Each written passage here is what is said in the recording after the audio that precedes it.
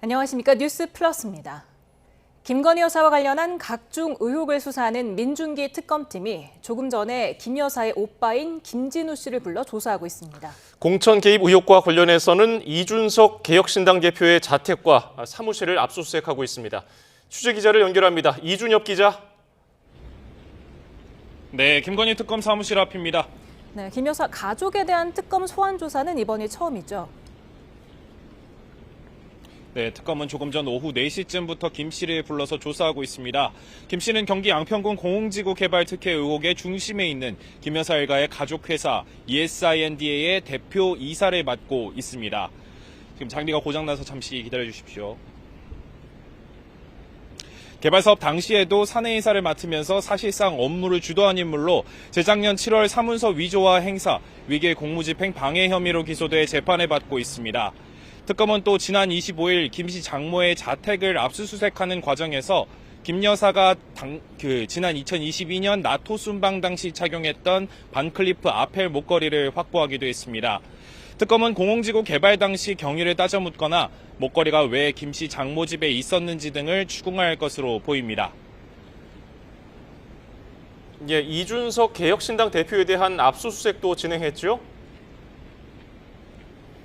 네, 김건희 특검팀은 오늘 서울 노원구 상계동에 있는 이 대표 자택과 국회의원회관 사무실을 압수수색했습니다. 어제 당 개혁신당 대표로 재선출된 이 대표는 2022년 재보궐선거 관련 업무방해 혐의로 고발돼 피의자 신분입니다. 특검은 이 대표가 윤 전 대통령 부부의 공천 개입 의혹이 불거졌을 당시 국민의힘 당 대표였던 만큼 연루 가능성이 있다고 보고 있습니다. 오정희 특검보는 오늘 브리핑을 통해 지난주 월요일에 압수수색 영장이 발부됐지만 이 대표가 25일까지 해외 일정이 있어 영장 집행이 미뤄졌다고 배경을 설명했습니다. 특검은 또 지난해 40 총선을 앞두고 이 대표와 김 전 의원, 명 씨 등이 한자리에 모인 이른바 7불사 회동도 들여다보고 있는데요. 김영선 전 의원이 김건희 여사 공천 개입 폭로와 개혁신당 비례대표 공천을 거래하려 했다는 의혹인데 앞서 이 대표는 김 전 의원의 요구를 현장에서 거절했다고 입장을 밝혔습니다. 네, 내일 윤 전 대통령 소환은 어떻게 전망됩니까?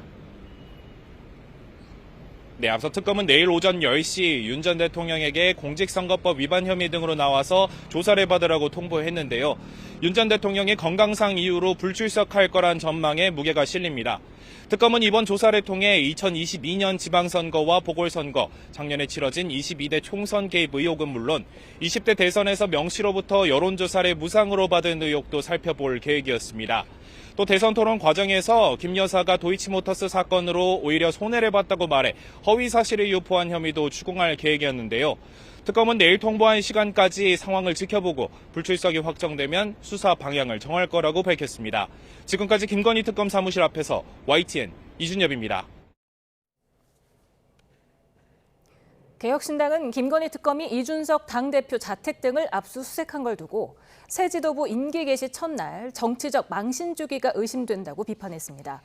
천하람 원내대표는 오늘 긴급 기자회견에서 개혁신당은 22대 국회 개원 뒤 누구보다 김건희 특검 필요성에 공감하고 조사에 성실히 임해왔다며 정치적 의도가 있는 강제 수사를 멈춰야 특검 수사가 국민 신뢰를 받을 수 있을 거라고 강조했습니다. 또 송원석 국민의힘 비대위원장이 해당 압수수색에 국민과 함께 분노한다는 입장을 낸 데엔 윤석열 정부의 빌부터 일탈 행위를 함께한 국민의힘 주요 구성원과는 완전히 다른 상황이라며 관심을 꺼달라고 덧붙였습니다. 김영선 전 의원 공천과 관련해 윤석열 전 대통령과 통화했다는 취지의 국민의힘 윤상현 의원 진술을 김건희 특별검사팀이 확보했습니다. 윤 의원은 어제 진행된 피의자 조사에서 기존 입장을 뒤집고 윤 전 대통령과 취임 하루 전에 관련 논의를 진행했다고 진술한 것으로 파악됐습니다. 이날은 윤 전 대통령이 명태균 씨에게 김영선을 좀 해주라 그랬는데 당에서 말이 많다. 윤상현 의원에게 한 번 더 이야기하겠다고 말한 날이기도 합니다. 윤 의원은 당시 윤 전 대통령이 장제원 비서실장과 통화했느냐고 물었고 이에 창원 공천 관련해서 전화를 받았다. 잘 논의해보겠다고 답했다고 부연했습니다. 언론사 단전 단수 지시 등에 연루된 이상민 전 행안부 장관에 대해 내란 특검이 구속영장을 청구했습니다. 서울중앙지법은 31일 오후 2시 이 전 장관에 대한 구속영장 심사를 진행할 예정입니다. 한동호 기자입니다. 비상계엄 관련 내란과 외환 혐의를 수사하는 조은석 특별검사팀이 이상민 전 장관에 대해 구속영장을 청구했습니다. 19시간에 달하는 마라톤 조사 끝에 신병 확보 절차에 돌입한 겁니다. 박지영 특검부는 브리핑을 통해 범죄의 중대성과 증거 인멸 우려, 재범 위험성 등을 고려한 결정이라고 설명했습니다. 이 전 장관에게 적용된 혐의는 내란 중요 임무 종사와 직권남용, 위증죄입니다. 먼저 특검은 이 전 장관이 주요 언론사 단전, 단수 조치를 소방과 경찰에 지시한 것으로 의심하고 있습니다.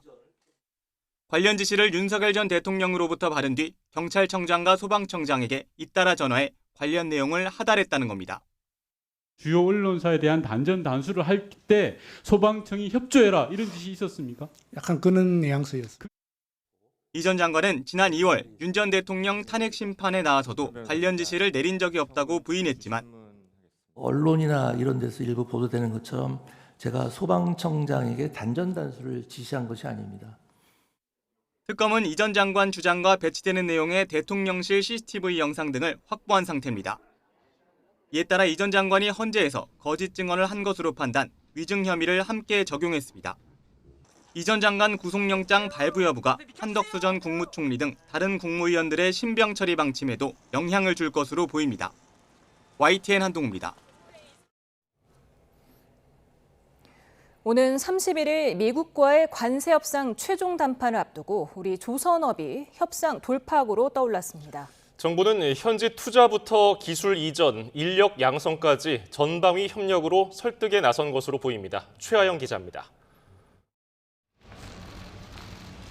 미국이 한국 조선업에 관심 갖는 이유는 크게 두 가지입니다. 조선업을 재건해 제조업을 부흥하기 위한 목적과 중국의 해상 패권 견제를 위해서입니다. 정부는 미국의 높은 관심이 확인된 만큼 조선업을 관세 협상의 핵심 지렛대로 보고 있습니다. 일본보다 기술력이 앞선 만큼 한국이 꼭 필요한 상대라는 점을 강조해 관세를 낮추겠다는 전략입니다. 조선업 카드가 아마 기존에 한국이 민감해하는 농축산물 등 비관세 장벽과 그다음에 한국이 좀 여유가 좀 부족한 펀드 기금을 다소 완화하는 데는 도움이 될 것 같은데요. 우선 정부는 현지 조선소 지분 투자나 인수 등 투자 확대 방안을 제시한 것으로 보입니다. 이를 뒷받침하기 위해 정부가 대규모 대출과 보증 등 금융 지원을 하는 방안도 거론됩니다. 여기에 상선 군함 등 공동 건조와 기술 교류, 인력 양성 지원까지 전방위 협력이 논의됐을 가능성도 있습니다. 이에 국내 조선업계도 정부와 논의하며 투자와 협력 확대 방안을 논의하고 있습니다. 다만 일부에선 우려의 목소리도 나옵니다. 우리 조선업의 강점이 미국한테 넘어가는 거기 때문에 상당히 좀 주의가 필요하다고 보고요. 그다음에 미국 내에서 현재 생산을 늘리는 것 역시 우리의 제조업 일자리가 미국으로 뺏기는 거기 때문에 오는 31일 관세 담판을 앞두고 일본에 이어 유럽연합까지 미국과 협상을 타결지으면서 우리 정부의 부담은 더욱 커졌습니다. 두 나라가 합의한 관세율 15%가 사수해야 할 협상 마지노선으로 여겨지고 있습니다. YTN 최하영입니다. 일본에 이어 유럽연합도 미국과의 관세 협상을 타결하면서 여야 신경전이 거세지고 있습니다. 국회 법제사법위원회 소위원회에서는 여당 주도로 집중투표제 의무화 등을 담은 더 센 상법 개정안이 통과됐습니다. 국회 취재기자를 연결합니다. 윤홍성 기자. 네, 국회입니다. 네, 일본에 이어서 유럽연합도 미국과 관세 협상을 타결한 걸 두고 여야 반응이 엇갈리고 있다고요. 네, 미국과 관세 협상 시한이 이제 나흘밖에 남지 않았습니다. 민주당 김병기 당대표 직무대행 겸 원내대표는 국익을 위해 정부와 국회, 기업과 특사단 등이 최전선에서 분투 중이라고 말했습니다. 그러면서 여당은 정부를 믿고 국회 차원의 지원을 계속 이어나가겠다고 밝혔습니다. 국민의힘을 향해선 뒤에서 총질하기 바쁘다며 말 한마디가 협상에 영향을 미칠 수 있으니 정쟁을 삼가라고 경고했는데요. 직접 들어보겠습니다. 우리 정부는 이미 실패한 것처럼 낙인을 찍고 있는 것입니다. 우리 농민과 기업, 국민의 삶은 걱정되지 않습니까? 국민의힘은 제발 정신 좀 차리시기 바랍니다. 국민의힘 송원석 비상대책위원장 겸 원내대표도 대한민국 경제와 기업의 생사가 걸린 관세 협상이 성공할 수 있도록 전력을 다해야 한다고 지적했습니다. 그러나 대한민국 경제가 사느냐 죽느냐를 결정할 미국과의 관세 협상이 지지부진한 상황에서도 정부는 기업 때려잡기에 골몰하고 있다고 비판했습니다. 관세 협상이 난관에 봉착하자 대미 투자 확대 등 기업들의 협조를 구하면서 동시에 노란봉투법과 상법 개정, 법인세 인상 등을 추진하고 있다며 즉각 중단하라고 촉구했는데요. 직접 들어보겠습니다. 재벌 총수들에게 대미 투자 확대를 요구하고 있습니다. 앞에서는 때리고 뒤에서는 도와달라는 이중적인 태도를 어느 기업이 믿을 수 있겠습니까? 예, 국회 법사위 소위에서는 상법 개정안이 통과됐지요? 네, 국회 법제사법위원회 1소위에서 여당인 민주당 주도로 상법 개정안이 통과됐습니다. 지난달 여야가 합의로 상법 개정안을 본회의에서 처리한 지 한 달 만에 더 센 상법 개정안이 통과된 겁니다. 이번 상법 개정안은 집중투표제 의무화와 분리선출 감사위원을 1명에서 2명으로 늘리는 게 핵심으로 소액주주의 권익을 강화해 기업 지배구조를 개선하는 게 목표입니다. 자사주 소각 등은 이번 개정안에선 빠졌습니다. 국민의힘 소속 법사위원들은 즉각 브리핑을 열고 지난달 통과된 상법 개정안이 시행된 이후에 어떤 영향이 있을지 살피지도 않고 일방적으로 또 개정을 추진했다고 반발했습니다. 민주당은 사측이 노조에 과도한 손해배상을 청구하는 걸 제한하는 등의 노란봉투법도 7월 임시국회 통과를 목표로 추진 중인데 야당은 기업활동 위축으로 반대하고 있어 다음 주 초 본회의를 앞두고 입법 대치 전운이 고조되고 있습니다. 지금까지 국회에서 전해드렸습니다. 오는 8월 15일 광복 80주년에 이재명 대통령의 국민 임명식이 개최됩니다. 대통령실 우상호 정무수석은 오늘 이같이 밝히고 이번 임명식은 국가의 주인이 국민임을 천명하고 대통령이 대한민국을 선도국가로 발전시키겠다고 다짐하는 행사로 진행된다고 설명했습니다. 우 수석은 수사 중인 윤 전 대통령 부부를 제외한 전직 대통령과 국민 만여 명이 초대 대상이라고 밝혔습니다.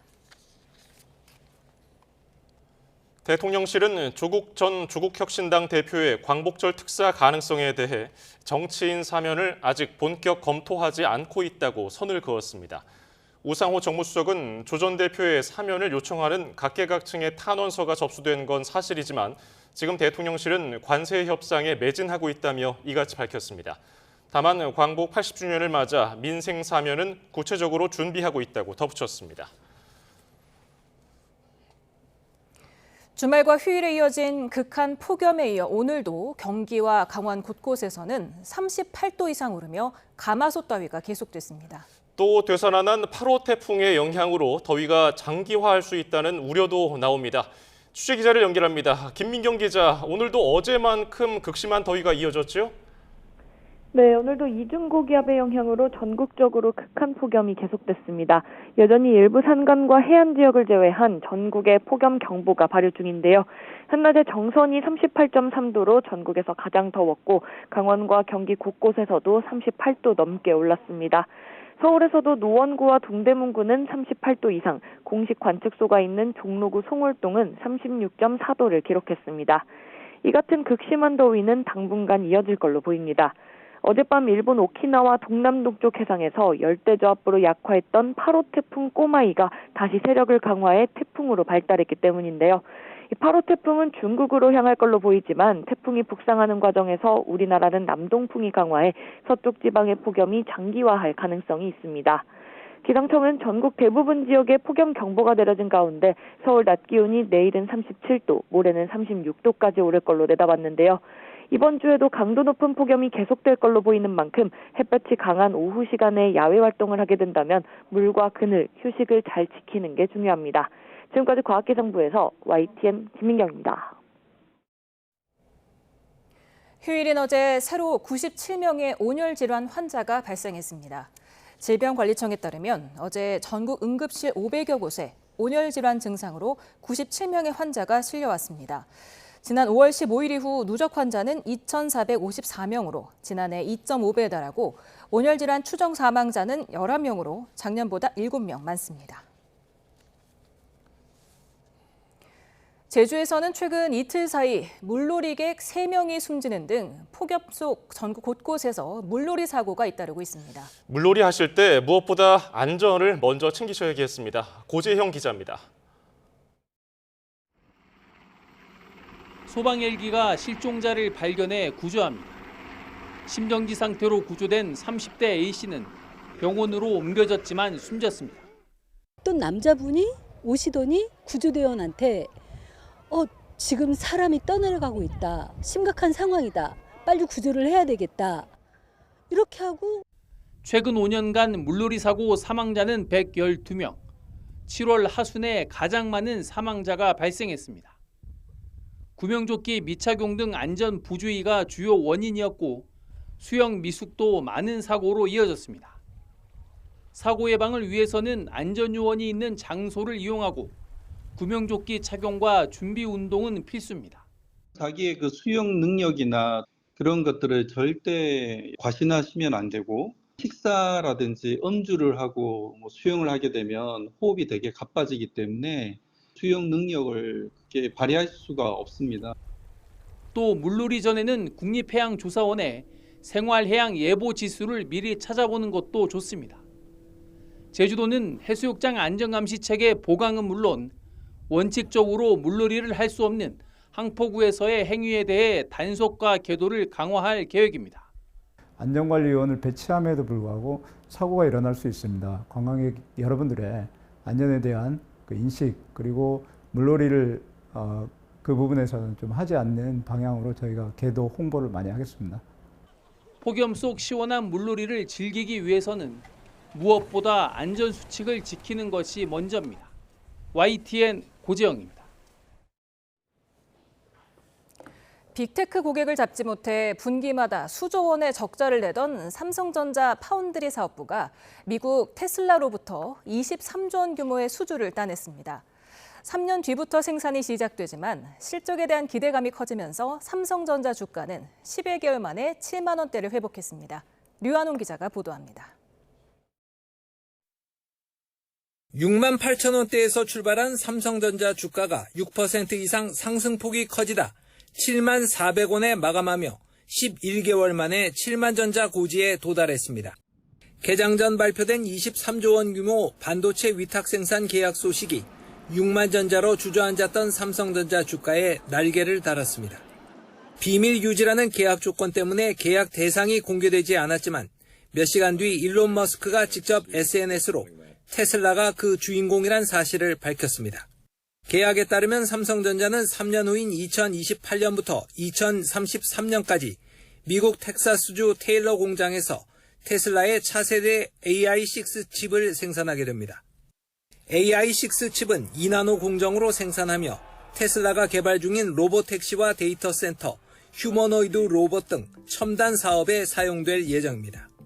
공장만 지어놨지 빅테크 고객이 없어 분기마다 수조 원씩 적자를 내던 삼성전자 파운드리 사업부로선 쾌거가 아닐 수 없습니다. 당장 실적 영향은 없지만 주가라는 건 미래를 선반영하기 때문에 그리고 삼성의 가장 큰 지금 약점인 대형 고객사가 없었는데 이걸 확보했다는 건 주가 측면에서도 상당히 좀 긍정적이고 이게 이제 이런 걸 또 기반으로 하면 추가적인 대형 고객사 또 확보가 가능할 수가 있거든요.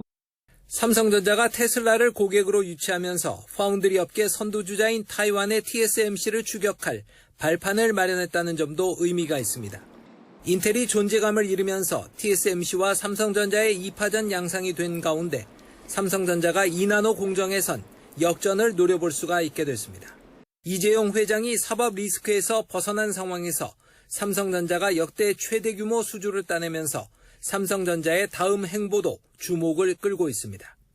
YTN 유환홍입니다.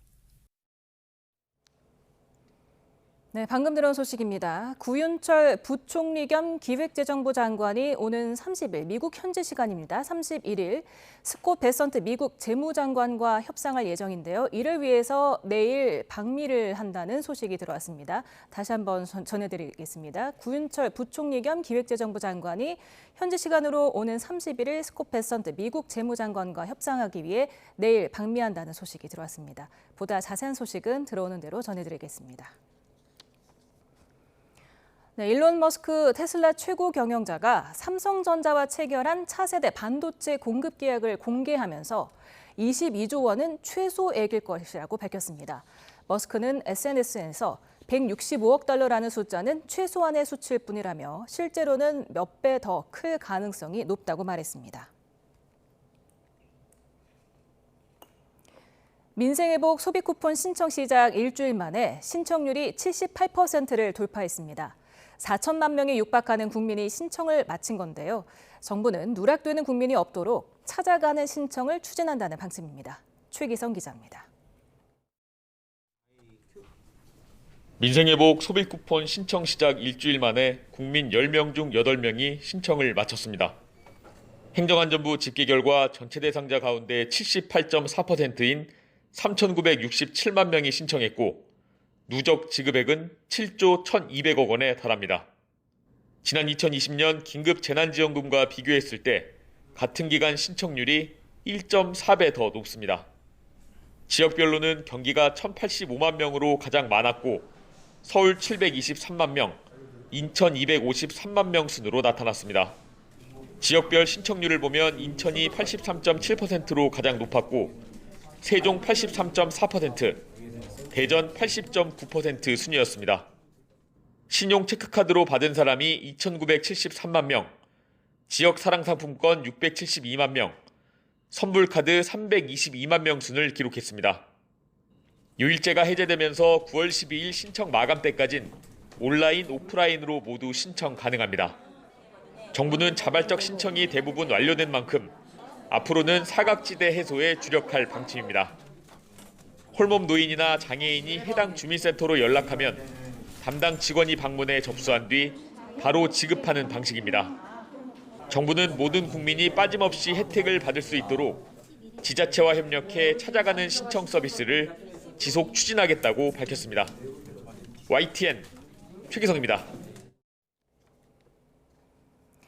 금융당국이 금융권을 향해 손쉬운 이자 장사에 매달려왔다는 국민 비판이 지속되고 있다며 금융이 시중자금 물꼬를 생산적이고 새로운 영역으로 돌려야 한다고 강조했습니다. 권대영 금융위 부위원장은 은행과 금융투자, 보험과 저축은행 등 금융권 협회장들과 비공개 간담회에서 금융이 AI 등 미래 첨단 산업과 벤처기업 등 생산적 분야로 자금 공급을 확대할 필요가 있다고 당부했습니다. 금융권은 이 같은 혁신 필요성에 공감하며 향후 조성될 AI 등 미래 첨단 산업 투자를 위한 민관 합동 100조 원 규모 펀드 조성에 적극 협력하기로 했습니다. 술에 취한 상태로 생방송을 진행하며 고속도로를 달리던 40대 인터넷 방송인이 경찰에 붙잡혔습니다. 생방송 채널에 접속한 경찰이 실시간으로 위치를 파악해서 사고 없이 붙잡을 수 있었습니다. 차상은 기자입니다. 부산 도심으로 향하는 고속도로. 순찰차가 검은색 SUV를 발견하더니 천천히 따라올 것을 지시합니다. 차에서 내린 여성은 인터넷 방송인 40대 A씨. 곧바로 음주 측정까지 받습니다. 생방송을 진행하며 고속도로를 달리다가 음주 사실을 언급했고 한 시청자가 경찰에 신고해 덜미를 잡힌 겁니다. 검거 당시 A씨의 혈중 알코올 농도는 면허 정지 수준으로 나타났습니다. 새벽까지 소주 2병을 마시고 정오쯤에 대구 자택에서 출발한 거로 드러났는데 목적지는 부산 영도구 태종대였습니다. 경찰에 붙잡힐 때까지 100km 가까운 거리를 술이 깨지 않은 상태로 달린 겁니다. 경찰은 A씨 채널에 가입해 실시간으로 위치를 파악했고 추격에 나선 지 40분 만에 붙잡았습니다. 이동 경로를 정확하게 특정하기 위해서 BJ 채널로 접속을 해서 실시간 이동 위치를 파악했고 추격하도록 지령을 해서 대상 차량을 발견했고 검거를 하게 되었습니다. 경찰은 도로교통법 위반 혐의로 A씨를 입건하고 경위를 조사하고 있습니다. YTN 차상입니다. 어제 오후 2시쯤 독도 인근 해역에서 조업 중이던 52톤급 어선에서 인도네시아 국적 선원 37살 A씨가 열사병 증세로 쓰러졌습니다. 당시 A씨는 의식이 없고 체온이 40도에 육박해서 생명이 위태로운 상황이었습니다. 해경은 함정을 급파해 A씨를 구조한 뒤에 원격 의료 시스템으로 열사병 진단을 받고 헬기를 통해서 강릉 119 구급대에 인계했습니다.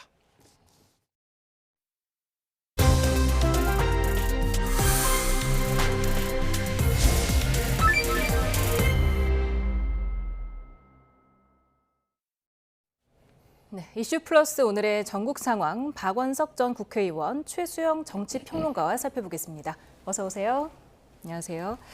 네, 김건희 특검이 어제 윤상현 국민의힘 의원을 15시간 조사한 데 이어서 오늘은 국민의힘 전 대표이자 어제 다시 개혁신당 대표가 된 이준석 의원을 압수수색했습니다. 어떻게 보셨습니까? 지금 특검의 이제 정치권을 향한 수사의 속도가 본격적으로 붙게 된 게 아닌가 싶은데요. 그러니까 윤상현 의원 같은 경우에는 이제 그동안에 당시 공관위원장으로서 이 공천에 핵심적으로 관여했다 이런 혐의를 받았는데 윤상현 의원은 그동안에 그 대통령으로부터 공천 관련된 어떤 얘기도 들은 바가 없다라는 입장을 가져왔습니다만 이번 특검이 이제 조사 들어가서는 조금 입장이 달라진 것 같아요. 그래서 직접 대통령한테 전화를 받았다는 것을 시인한 상황이고요. 이준석 의원은 당시에 이제 국민의힘 당대표였습니다. 때문에 당대표가 재보궐선거 공천과 관련된 구체적인 그 진행 상황을 몰랐을 리 없다라는 것이 이제 특검이 갖고 있는 의심이고 또 이 공천 관련돼서 중간에 이제 브로커 역할을 했던 명태균 씨가 이준석 의원하고 이런저런 그 소통을 했던 그런 어떤 그 이 자료들도 아마 압수수색을 통해 가지고 밝혀진 게 있는 것 같고요. 그래서 오늘 이제 업무방해 공범으로 피의자 적시를 해서 압수수색이 이루어졌는데 어제 이제 개혁신당 전당대회가 있어서 개혁신당의 새 당대표로 이준석 의원이 선출된 첫날이었습니다. 그래서 오늘 이제 최고위원회를 오전에 예정하고 있었는데 이 압수수색으로 인해서 최고위원회도 취소되고 어떻게 보면은 개혁신당은 이 잔치상 이 치우기도 전에 지금 어떻게 보면 위기 상황에 몰린 그런 상황이라도 볼 수 있을 것 같고요.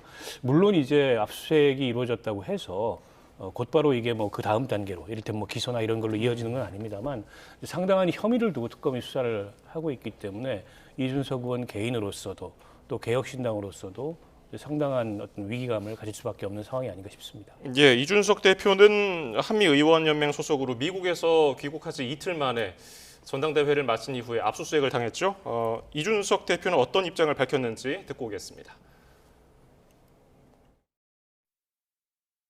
저희 입장에서는 굉장히 시기가 공교롭다. 전당대회 끝나고 나가지고 오늘 이제 보통 당 지도부의 새로운 운영 계획이나 이런 것들을 얘기하고 언론도 그런 데 관심이 있어야 될 상황인데 제가 뭐 현행범도 아니고 그런 상황에서 이렇게 뭐 급작스럽게 진행할 필요가 있느냐. 오해 살 일을 안 했으면 좋겠어 특검이. 뭐 그런 생각을 합니다. 예, 시기가 공교롭다고 얘기를 했고 현행범도 아닌데 오해 살 일 안 했으면 좋겠다고 했거든요. 어떻게 보셨습니까? 근데 뭐 특검이 사실 영장을 칠 때 이준석 대표 얘기대로 왜 그 다음날 이렇게 압수수색 영장을 쳤느냐라고 얘기를 하는데 저게 아마 월요일날 영장을 치려면 지난 주말쯤에는 법원의 판단 아마 받았을 겁니다. 그러니까 아마 오늘을 겨냥한 게 아니라 아마 제가 보기에는 이준석 대표가 그때 선거운동을 진행하고 있는 그 당 대표 선거 과정이었기 때문에 아마 그때 하기는 좀 어려웠기 때문에 그 이후를 이제 적시해서 아마 영장을 신청했을 텐데 발부가 된 것 같아요. 근데 지금 사실 이준석 의원 입장에서는 굉장히 좀 이게 정치적인 특검, 그러니까 말하자면 압수수색 아니냐 이렇게 얘기를 하겠지만 실질적으로 지금 윤상현 의원 조사가 마친 상태에서 그러니까 이준석 대표에 대한 그 조사는 있을 수밖에 없는 게 현실인 게 왜냐면 2026년 6월에 그 말하자면은 공천 그 재보궐선거에 영향을 행사했을 때 당 대표였잖아요.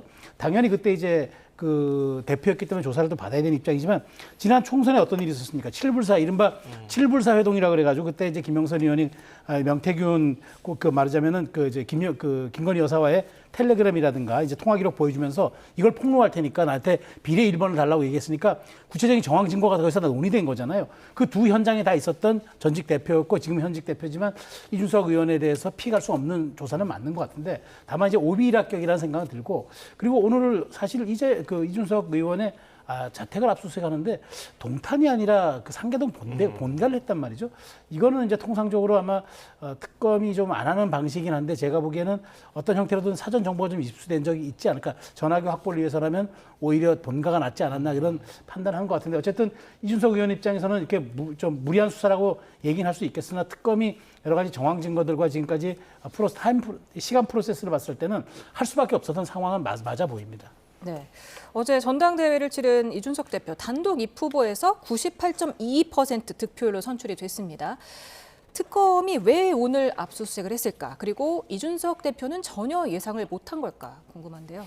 근데 오늘 압수수색에 어떤 정치적 배경이나 정치적 의도가 있다고 보기는 어려울 것 같아요. 특검이 뭐 그런 걸 고려하고 수사를 한다고 보기 어렵고 예정된 수순대로 압수수색에 들어간 것 같고요. 다만 이제 개혁신당이나 이준석 그 대표 입장에서는 이제 그런 해석을 할 수 있죠.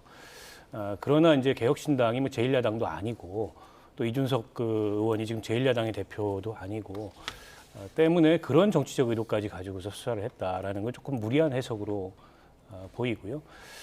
한 차례 이제 검찰 조사를 이준석 의원이 이미 받았습니다.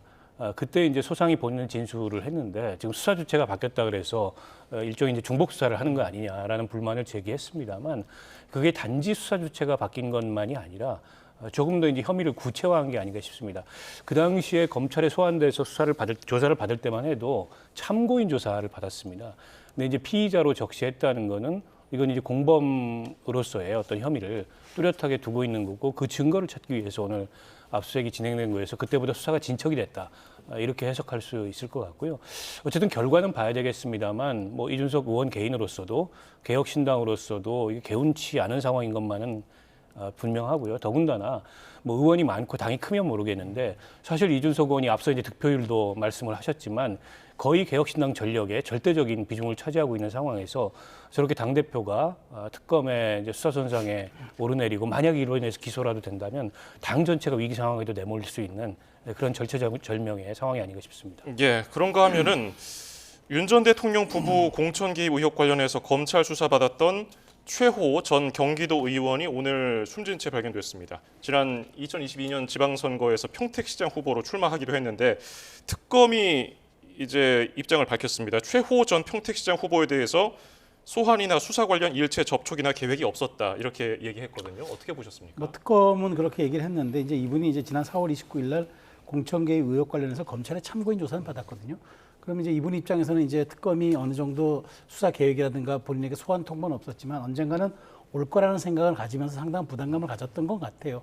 그리고 그때 어쨌든 결과적으로 공천을 받았지만 본선에서 이제 그 현 평택시장에게 민주당 소속이 진 거죠. 졌는데 어쨌든 그 당시에 이제 그 구체적인 그런 얘기들이 오고 가는 상황에서 굉장히 심리적 압박감을 느꼈을 것 같다. 다만 뭐 아직까지 구체적으로 뭘 남기거나 뭐 이렇게 흔적은 없어서 경찰은 이제 그 스스로 아마 선택을 했다고 이렇게 생각하는 것 같은데 저는 지금 이게 하나의 시그널이 되는 거라는 거 봐요. 그러니까 검찰이 지금 굉장히 특검이 굉장히 3대 특검이 굉장히 전방위적으로 무차별적으로 또 신속하게 수사하는 건 좀 많은 분들이 인지하고 있는데 그러다 보니까 사건 관련인은 아니지만 이렇게 부담감을 가진 사람들이 극단적 선택을 하거나 지난해 적폐청산 수사라고 해서 문재인 정부 때 있었던 그때 많은 분들이 이제 그 극단적 선택을 하는 그런 상황도 있었기 때문에 말 그대로 특검이라는 수사는 예외적 보충적으로 하는 데다가 정밀 타격을 해야 되는 외과 수술적인 그런 사안을 가지고 해야죠. 왜냐하면 12월까지 한시적으로는 시간은 돼 있지만 그럼에도 불구하고 많은 인력과 그다음에 지금 수사관들이 있기 때문에 조금 더 좀 정밀하게 하면서 인권이라든가 관련자들이 여기에 대해서 너무 큰 정치적 부담이나 사법적 부담을 느끼지 않는 선에서 수사를 해야 한다라는 하나의 그 시금석을 보여줬던 안타까운 사건이 아닌가 저는 그렇게 생각합니다. 네. 그런가 하면 김건희 특검이 내일 오전 10시에 윤 전 대통령에게 출석을 통보를 했는데 계속해서 무응답으로 일관하기 때문에 내일도 출석하지 않을 요구가 가능성이 커 보입니다. 아예 변호사 선임계조차 내지 않았기 때문에 특검 측에서는 일정 조율도 어렵다 이런 입장이더라고요. 이제 기존의 내란 특검에 이제 소환에 일체 불응을 했지 않습니까? 그래서 이제 그 추가 소환 없이 기소를 한 상황인데 아마 윤 전 대통령 측의 일관된 입장이 아닌가 싶습니다. 그러니까 특검 자체를 인정할 수 없다. 이런 입장의 연장선에서 김건희 특검의 소환에도 응하지 않겠다라는 태도인 것으로 보이고요. 뭐 지금까지 아무런 반응이 없다는 거는 내일도 뭐 건강상의 이유나 이런 걸 들어서 출석을 안 할 가능성이 높아 보이고, 다만 이제 김건희 씨 측은 지금 8월 6일 날 소환을 통보받았는데 특검 소환에 응하겠다라는 입장을 지금까지는 표하고 있어요. 조금은 이제 대조적입니다. 같은 사건인데 윤 전 대통령 측은 이제 이 특검 소환에 불응하고 있고, 김건희 씨는 결과를 봐야 알겠습니다만 이제 소환에 응하겠다 이런 입장이어서 다소는 좀 입장 차이가 있는 것 같고요. 어쨌든 지금 그 이 윤 전 대통령 측에 당시 재보궐선거 개입 혐의가 혹은 정황이 굉장히 구체적으로 드러나고 있고, 또 오늘 윤상현 의원이 알려지기로는 특검 진술을 통해서 당시 대통령으로부터 이제 김영선 공천해달라라는 전화를 받았다는 그런 진술을 했기 때문에 빠져나가기 어려울 것 같거든요. 이렇게 되면 아마 특검이 한 번 더 소환을 할지는 모르겠습니다만 뭐 곧바로 기소로 갈 수도 있겠다라는 생각이 듭니다. 예.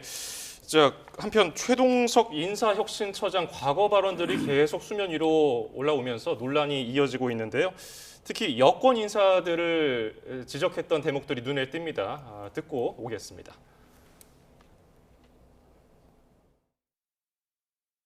문재인이 이 오늘날 우리 국민이 겪는 모든 고통의 원천이야. 문재인 같은 인간들이야. 뭐야, 무능한 인간들이라는 거지. 우상호 하는 꼬라지를 보라고. 이런 애들이 민주당을 다 말아먹고 있는 거거든. 예, 문재인 전 대통령 또 문재인 정부 인사들에 대해서 신랄하게 비판을 했어요. 무능한 사람이라고 한 건데, 이런 발언들 지금 인사혁신처장으로서 문제 삼는 목소리가 많거든요. 많죠. 사실 저는 기본적으로 그 약간 어떤 관역을 잃은 총 같다고 할까요? 그러니까 무차별 난사 같아요. 근데 뭐 아군 진영이든 뭐 이른바 뭐 보수 진영이다 하든 뭐 이런 것들을 넘어서는 것 같은데, 근데 저분이 그냥 밖에서 개인 평론하거나 유튜브를 한다 그러면 무슨 상관이 있겠습니까? 근데 저분이 75만 이제 공직자들의 상벌, 교육, 그 다음에 승진 뭐 이런 것들을 전부 관장하는 그런 분 아닙니까? 채용까지도. 자, 그렇다면 이분이 가져야 할 가장 큰 덕목이 공정성, 객관성, 중립성인데 그 어느 것 하나 부합한다고 누가 지금 얘기하겠습니까?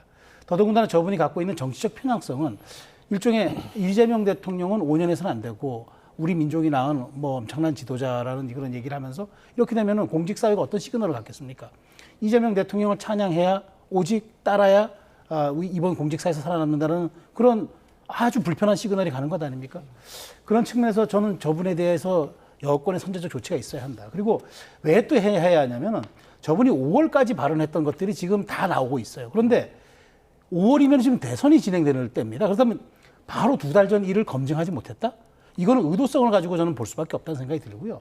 저는 측면에서 저는 그 최동석 인사처장에 대해서 여권이 더 끌고 가는 거는 굉장히 큰 말하자면 폭탄을 안고 가는 그런 셈이 된다는 말씀을 드리고, 가장 중요한 건 사실 우리나라의 공직자들이 정권이 변해도 항상 국민에게 복무하는 그런 자세가 가져야 되는데, 저렇게 편향적이고 아주 가치 중립적이지 못한 분이 그 수장이 되고 나서 더더군다나 코드 인사라는 측면에서 여러 가지 논란이 생길 경우 그 후과를 누가 감당하겠습니까? 저는 이런 측면에서 여당이 이거는 감싸는 일이 아니다. 노무현 대통령의 어록을 빌리면요, 깊이 묻은 다이너마이트일수록 더 큰 폭발력을 가진다는데, 더 묻기 전에 저는 빨리 조치하는 게 맞다고 봅니다. 네. 이렇게 문재인 전 대통령 그리고 우상호 정무수석에 대해서 신랄하게 비판을 하는가 하면, 이재명 대통령에 대해서는 탁월한 리더십을 발휘하는 고위공직자, 그리고 김혜경 여사가 법화 유용 논란을 겪을 때도 김 여사의 사과는 대한민국의 문명을 한 차원 높이는 역할을 했다, 이렇게 또 극찬을 했더라고요. 뭐 결론적으로 말씀드리자면은 굉장히 부적절하고 빨리 어쨌든 교체하든가 아니면 이제 본인 스스로 그만두도록 하는 게 바람직하다고 생각합니다. 왜냐하면 또 한 번 이게 이제 인사 추천과 검증에 어쨌든 공백이나 문제점 이런 것들이 확인이 됐다고 보고요. 저분이 어떤 배경에서 추천이 됐고 또 어떤 뭐랄까요, 그 적합성 이런 걸 가지고서 저 자리에 갔는지 모르겠습니다만 75만 공무원의 인사를 총괄하는 분으로서 객관성, 중립성, 공정성에 상당한 문제가 있는 것만은 분명하고, 무엇보다 이게 여권 내부의 균열이 생겼다는 거죠. 그리고 그 균열이 커질 가능성이 굉장히 높다는 거예요. 그리고 저분이 아주 과거에 했던 발언이라면 모르겠는데, 이게 이제 대선이 진행되던 얼마 전까지 했던 발언이고, 이제 그 얘기를 거꾸로 얘기하자면 한 번도 본인이 공직에 나가거나 이럴 의지가 있거나 혹은 공직에 나갈 가능성을 염두에 두고 이제 언행을 하지 않았다는 거죠. 굉장히 자유롭게 하고 싶은 대로 이렇게 이제 타인을 평가하고 어떤 잣대를 가지고서 그 잣대도 공정한 잣대라고 보기가 어려운데 편향된 잣대를 가지고서 타인에 대해서 이제 과도한 그런 과격한 평가를 했는데 그런 분이 공무원 인사를 총괄하는 자리에 있다는 게 과연 공직사회에 어떤 시그널을 줄지 어떤 말하자면 신뢰감을 줄 수 있을지 대단히 걱정스러운 상황이고요. 물론 이제 여당 내부에서는 사과 정도로 이게 이제 이 저분의 거취에 대해서 정리를 하려고 하는 것 같은데 사과로 끝날 문제가 아닌 것 같습니다. 무엇보다 전문성이라는 측면에서 볼 때도 과거에 이제 민간 기업 등에서 저분이 이제 인사 관련 담당자로 일을 하긴 했으나 민간 기업의 인사하고 공직사회 인사는 대단히 다릅니다. 근데 저 최동석 처장은 코드 인사에 대해서 굉장히 신념을 갖고 있는 분인 것 같아요. 물론 대통령이 하는 고위 정무직 인사는 뭐 코드 인사를 할 수도 있고 어떤 정권도 그렇게 인사를 해왔던 게 사실입니다. 그러나 인사혁신처장이 담당하는 것은 75만 공무원 전체에 어떤 인사 승진, 상벌 이런 걸 담당하거든요.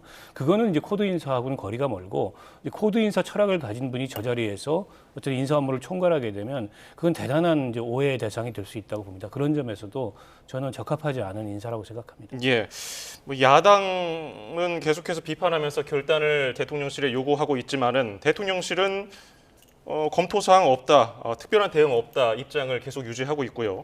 이게 혹시 그동안 뭐 이진숙, 강선우 후보자 낙마 등으로 인해서 좀 인사검증 문제가 계속해서 언급되는 게 부담스러워서 그런 건 아닌가 어떻게 보십니까? 그렇죠. 딱 그거 하나죠.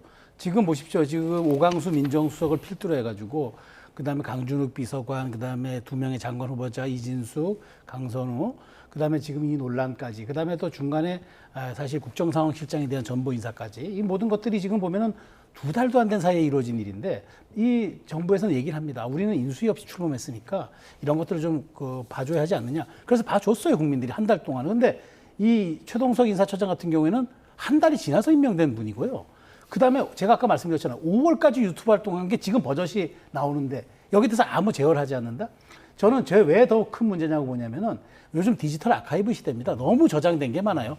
말한 거 글 하나 도망갈 수 없어요. 근데 이제 앞으로 보십시오. 더 많은 것들이 줄줄이 나올 겁니다. 어떻게 감당하려고 그럽니까? 그러니까 저는 그런 여권의 대통령실에 특히나 그런 부담이 있을 거라고 봐요. 더 밀리면은 우리가 혹시 뭐 비선 라인에서 검증 못하고 인사한다? 더더군다나 지금 이재명 정부는 인사수석이 없어요. 그러다 보니까 인사비서관하고 이제 총무비서관이 굉장히 뭐 이렇게 그 두 사람에 대한 검증이 시스템이 움직이고 있다. 이런 보도들이 나오고 있는 상황에서 그걸 마치 시인하는 듯한 부담이 있을 것 같아서 저하거나 주저할 수는 있다고 보는데 그렇지만 저는 그렇게 해서 시간을 벌어서 해결된 문제가 있고 그렇지 않고 놔두면은 이게 동티가 나는 문제가 따로 있는 겁니다. 이 문제는 동티가 나는 문제예요. 그리고 이거는 정권이 지금은 아무렇지도 않게 허니문 기간이니까 어느 정도의 반응성에 대해서는 조금 여론이라든가 이렇게 반응하는 것들이 조금 진폭이 작을 수는 있지만 이런 게 쌓여서 내년 지방선거 앞두고 나면 폭발할 수도 있는 거예요. 그러니까 여당이 정말 이 부분은 좀 정무적으로 파악할 필요가 있다. 더더군다나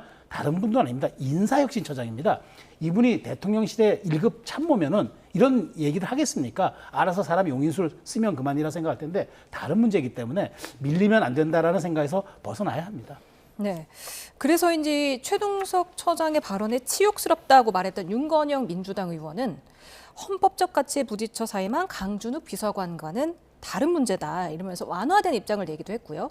백승아 더불어민주당 원내대변인은 오늘 기자가 당 차원에서 어떤 입장이냐고 물어서 부적절한 과거 언행에 대해서 진정성 있게 사과해야 한다고 밝혔다가 1시간 20분 뒤에 개인적 의견이었다. 이렇게 말을 바꿨거든요. 지금 대통령실 주변이나 여권의 기류를 보여주는 건데 사퇴가 아니고 사과 정도로 마무리하려는 게 아닌가 싶은데요.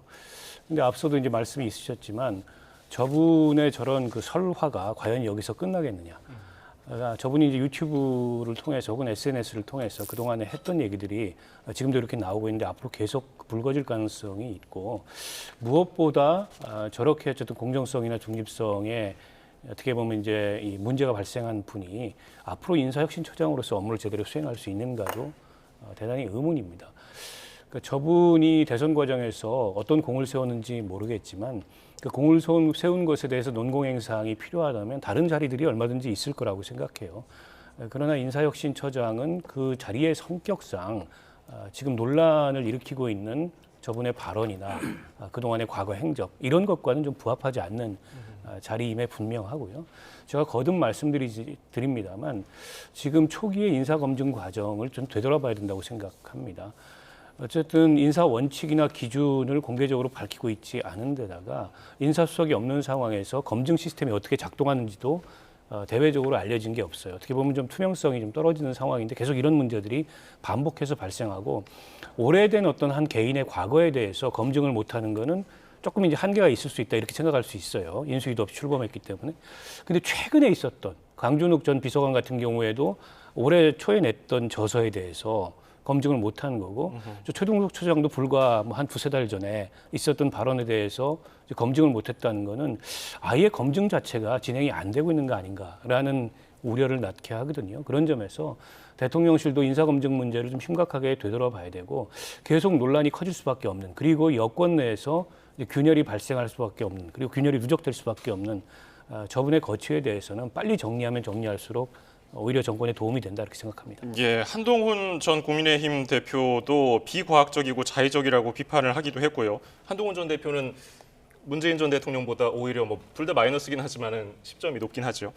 그런데 박상혁 민주당 수석 대변인 임명한 이유가 있다는 점이 간과되고 있다고 했거든요. 임명한 이유가 뭐라고 보십니까? 어떤 게 간과되고 있죠? 저는 제가 보기에 임명한 이유는 이런 것 같아요. 일관된 이재명 대통령의 충성심, 편향된 가치, 그리고 문재인 전 대통령과 친문을 저격하는 일종의 차도살인 전략이 필요해서 그런 것 아닌가요? 제가 보기에 그게 아니라면 저분을 저렇게 중용할 이유가 뭐가 있습니까? 그러니까 저는 이겁니다. 저분은 약간 이데올로그 같은 게 있어요. 독일 유학파다 보니까 어떤 사안에 대해서 독일 철학자들의 하이데거까지 인용을 하더라고요. 민주당 입장에서 봤을 때 이렇게 고급지게 이렇게 이재명 대통령의 이데올로기를 포장해 준 사람이 필요했던 게 아닌가 이런 생각도 들고 또 그런 과정을 통해서 약간 일종의 거의 면죄부를 좀 받으려고 하는 생각들. 이른바 형수욕설에 대해서도 감쌉니다. 우리 사회가 조금 더 진화하는 과정에서 이뤄진 일이라고 그러고 박원순 전 시장의 그런 성추행 문제에 대해서도 이거는 피해자와 가해자가 바뀐 것처럼 또 얘기를 합니다. 이분의 가치관이 저는 어떤 건지 굉장히 궁금해요. 그러니까 저는 지금 박상혁 수석 대변인이 임명된 이유가 간과되고 있다는데 임명된 이유가 간과되고 있는 게 아니라 임명 못할 이유를 간과한 게 아닌가. 저는 거꾸로 좀 묻고 싶어서 이 분야에 대해서 지금 여권이 좀 커버하려고 하는데 그러다 보니까 어제 백승하 대변인 같은 일이 나오는 거예요. 사실 솔직하게 당내 분위기 얘기했는데 그 대통령실과 엇박자가 나니까 이건 제 개인 의견입니다. 아니 어떻게 원내 대변인의 공식 발표가 개인 의견일 수 있습니까? 이런 말도 안 되는 지금 상황이 벌어지고 있는 게 무리한 감싸기가 않는 전 후과라고 봅니다. 네. 오늘 나온 여론조사 한번 살펴보겠습니다. 리얼미터, 그러니까 지난주 월요일부터 금요일까지 이 대통령 국정 지지율을 조사를 했더니 61.5%로 전주보다 0.7%포인트 하락을 했고요. 2주 연속 소폭 하락했는데요. 이유를 뭐라고 보십니까? 아무래도 최근에 있었던 인사 관련 논란이 영향을 미쳤겠죠. 그러나 이제 여론조사라는 걸 늘 등락이 있는 법이고 또 취임 초에 이재명 대통령의 지지율이 굉장히 높은 편인데 일부 그게 이제 떨어질 수도 있다고 저는 생각해요. 때문에 이게 이제 돌이키기 어려운 추세다 이렇게 보지는 않습니다. 다만 계속해서 이런 논란이 커지면서 저는 이제 부담을 그 여론에 주는 게 별로 바람직하지 않다. 논란이 있는 거는 빨리빨리 정리하고 그리고 지금 이제 최동석 처장 같은 경우에는 장관급 공직자가 아니지 않습니까? 만약 장관급 공직자여서 국회 청문회를 거쳤다면 그 과정에서 걸러지기도 하고 또 이제 국회에서 인사청문 보고서 채택이 안 되면서 여권이나 이제 대통령실로 하여금 생각할 시간을 주기도 하는데 이건 바로 임명 즉시 이제 업무를 시작하는 그런 이제 차관급 공직자다 보니까 이미 이제 논란은 발생했는데 한 번 내린 인사를 다시 걷어들여야 되는 정치적 부담이 있습니다. 그 부담이 있다 하더라도 이 관련된 구설이 커지는 것보다는 낫다고 생각하고요. 어쨌든 소폭이나마 여론조사에서 이렇게 대통령 국정수행 지지율이 하락하고 있는 것은 좋은 시그널은 아니죠. 그래서 그 시그널의 의미가 뭘까에 대해서 대통령실도 여권도 좀 깊이 생각했으면 좋겠다는 생각입니다. 예, 이제 국민의힘 얘기를 좀 해보겠습니다. 지금 당권 주자들 한국사 강사 전한길 씨 유튜브에 출연하는 걸 두고서 여론의 관심을 받고 있습니다. 장동혁 의원은 출연하기로 했고 김문수 전 장관은 출연 검토라고 하는데 이런 상황 지금 어떻게 봐야 됩니까? 원래 김문수 후보도 출연하는 걸로 알려져 있다가 이제 조금 그게 부담이 되니까 출연을 유보한다는 것 같은데 결국 저는 출연할 거라고 봅니다. 왜냐하면 저분이 갖고 있는 게 이제 뭐 제가 개혁과 혁신의 방향을 떠나서 현실적인 지금 그 상황에 대한 진단을 한다 그러면은 지금 그 7명으로 지금 그 돼 있잖아요. 그러면 이제 4명을 거르는 예비 경선을 하는 거는 국민 여론조사 50하고 당원 50, 당원조사 50 이렇게 해서 5대 5인데 4명의 결혼은 진짜 결선으로 가버리면은 그때부터는 당원 80에 여론조사 20입니다. 당원의 표가 절대적인데 어쨌든 지금 그 전한길 씨의 유튜버가 지금 그 구독자 수가 40만이라고 하고 저분이 사실관계 여부는 지금 잘 모르지만 어쨌든 10만 당원을 내가 지금 모집했다라고 얘기를 공언하는 입장에서 과연 그렇다면은 지금 제가 추산하는 당원 수가 한 80만, 75만에서 80만 정도 사이인데 거기에 지금 8분의 1이 있다고 주장하는데 안 갈 수가 있겠습니까? 당원 이번에 전대 룰을 바꾸면 모를까? 이게 현실인 상황에서 그러면 이른바 탄핵을 반대했던 장동혁, 김문수 후보가 이 큰 시장을 놓칠 수는 없는 거겠죠.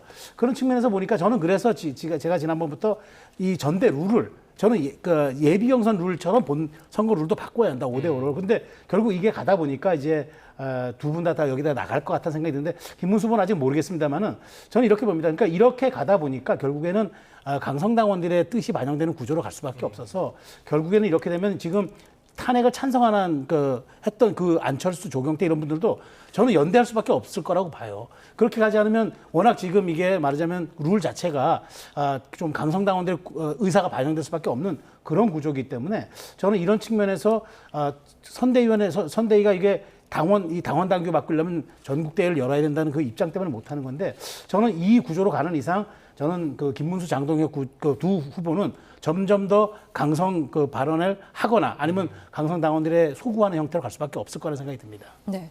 그런가 하면 홍준표 전 대구시장과 권성동 국민의힘 의원이 주말 동안 SNS에서 설전을 벌였습니다.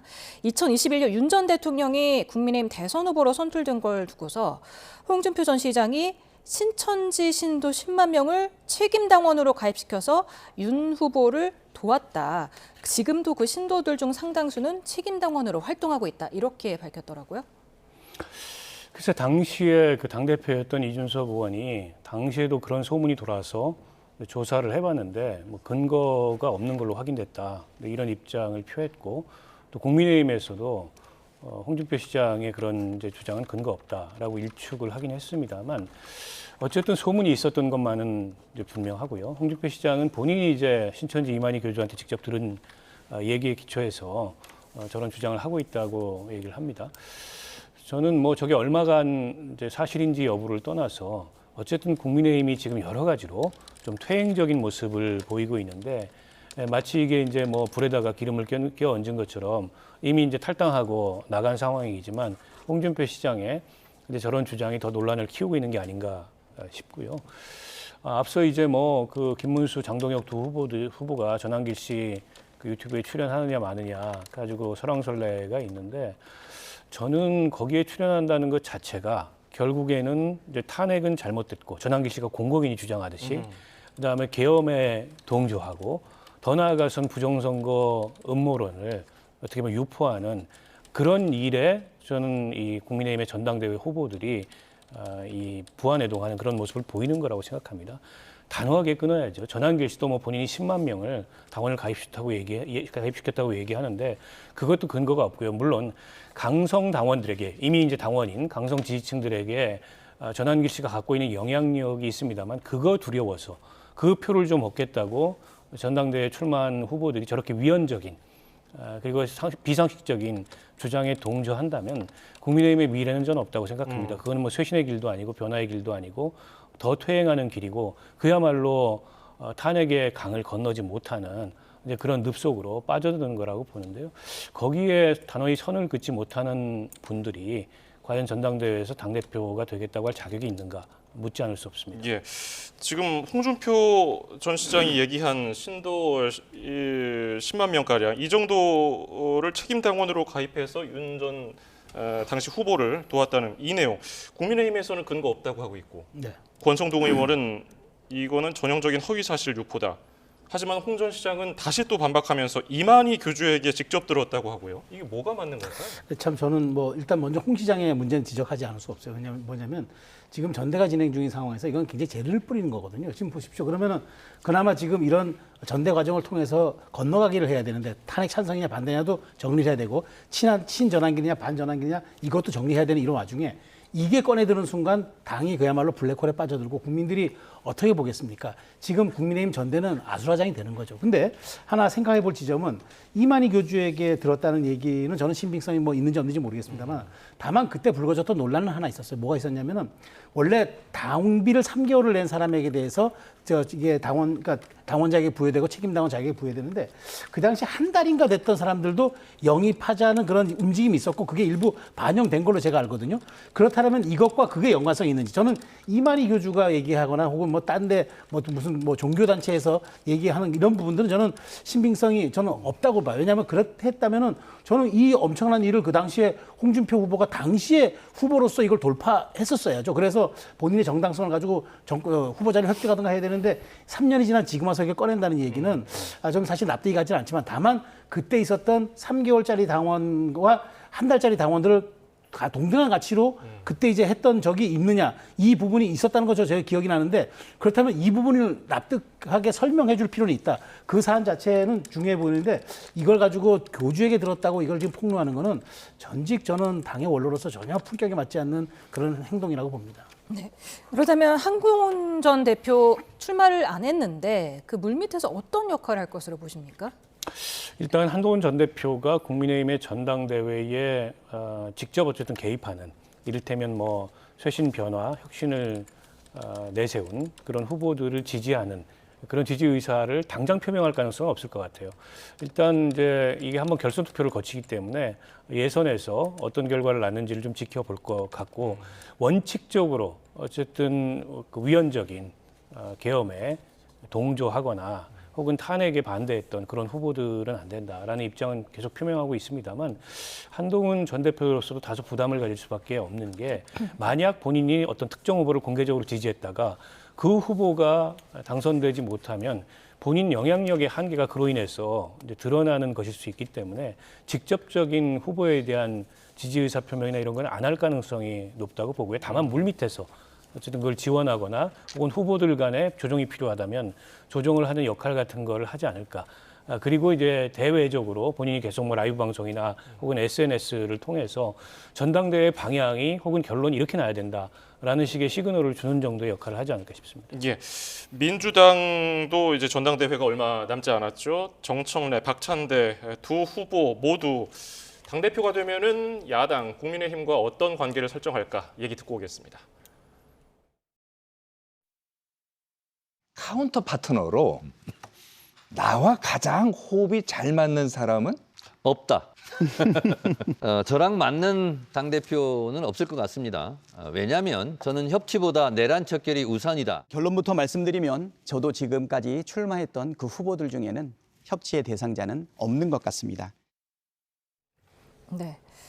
그러니까 누가 여당 대표가 되든 야당과는 협치를 하지 않겠다 이런 얘기를 들리는데요. 그러니까 저는 사실 저 말을 또 어떻게 나중에 감당할지 모르겠어요. 물론 아무리 선거용이라 하더라도 저는 실현 불가능하거든요. 어떻게 상대당 의원 45명을 다 의원직 제명합니까? 그건 불가능한 일이고 또 하나 위헌정당으로 해가지고 당을 없애겠다는데 그럼 일당 독재를 하겠다는 얘기입니까? 그건 가능하지도 않고 바람직하지도 않아요. 그런데 이제 저렇게 두 사람이 저렇게 선명성 경쟁을 하다 보니까 저 두 사람 중에 어느 한 사람이 다 대표가 되겠죠. 그런데 그 대표가 되고 나서 이제 8월 2일 지나면 야당이 손을 내밀어야 되는데 그때 우리가 흔히 얘기하지 않습니까? 고무줄도 너무 늘어나 버리면 나중에 줄어드는 회복 탄력성이 없어집니다. 저렇게 해놓고 나중에 저걸 어떻게 수습하려고 합니까? 저는 아무리 지금 그 권리당원 55%라는 강성당원들의 뜻이 중요한 투표이긴 하지만 그럼에도 불구하고 저는 제1기 이재명 정부의 제1기 여당 대표의 좀 격과 그다음에 지위를 좀 갖출 필요가 있겠다. 아무리 저렇게 선명성 경쟁을 앞서거나 뒤서거니 하는 건 이해는 할 수 있겠으나 발언에도 금도가 있는 법인데 저렇게 다 질러버리면 나중에 저거 뒷수습이 안 될 수도 있습니다. 좀 속도 조절할 필요가 있다. 이재명 정부의 성공은 진짜 그야말로 협치의 성과로 나타날 가능성이 크기 때문에 그 점을 유념할 필요가 있다고 생각합니다. 예, 조국 사면론이 계속 나오고 있는데 이번에는 우원식 국회의장 발의예요. 그리고 뭐 조계종 총무수님의 탄원서 등도 화제가 됐고요. 지금 이런 상황은 어떻게 대통령실에서 좀 부담으로 작용할까요? 아니면 어떤 향후의 행보를 보일까요? 대통령실의 오늘까지 입장은 정치인 사면에 대한 검토를 하고 있지 않다라는 입장이고요. 그러니까 이 정부 들어서 첫 사면이 아마 8.15에 있을 것으로 예상이 되는데 아무래도 이제 뭐 대통령이나 정부로서는 좀 부담을 느낄 수밖에 없을 것 같아요. 논란이 클 수밖에 없는데 조국 전 대표를 사면하게 되면 굳이 대통령 첫 사면에서 그런 논란까지 벌여야 되느냐라는 부담이 있을 거고요. 다만 이제 조국 전 장관에 대한 부채감을 여권 전체가 느끼는 건 맞습니다.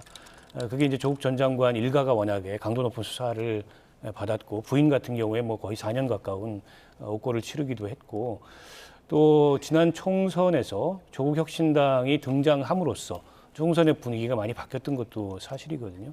그래서 여권에서 이러저러하게 사면론이 나오는데 우원식 의장이 그 조국 전 대표를 면회한 거는 뭐 사면에 대해서 어떤 그 영향을 미치기 위해서 면회를 했다기보다도 과거에 이제 조국 전 대표가 우원식 국회의원의 후원회장도 오랫동안 지냈었고 각별한 인연이 있기 때문에 그런 차원에서 인간적인 도의를 가지고 면회를 했다 이렇게 의장실에서는 얘기를 하고 있고요.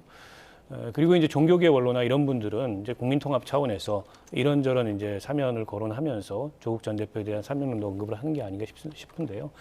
대통령 특사라는 건 어느 정도 정치적 균형을 갖출 수밖에 없습니다. 그러면 조국 전 대표를 사면을 한다면 이른바 이제 야권, 그러니까 조국 그 혁신당과 같은 야권이 아닌 국민의힘 쪽에도 어떤 사명 대상자나 이런 것들을 고려를 해야 되는데 그러면 그게 이제 또 다른 논란이 대상이 될 수가 있거든요. 그래서 저는 예상컨대 대통령 취임 이후에 첫 사면인 8.15 사면에서는 정치인들은 고려 대상이 되지 않을 것 같다라는 예상입니다.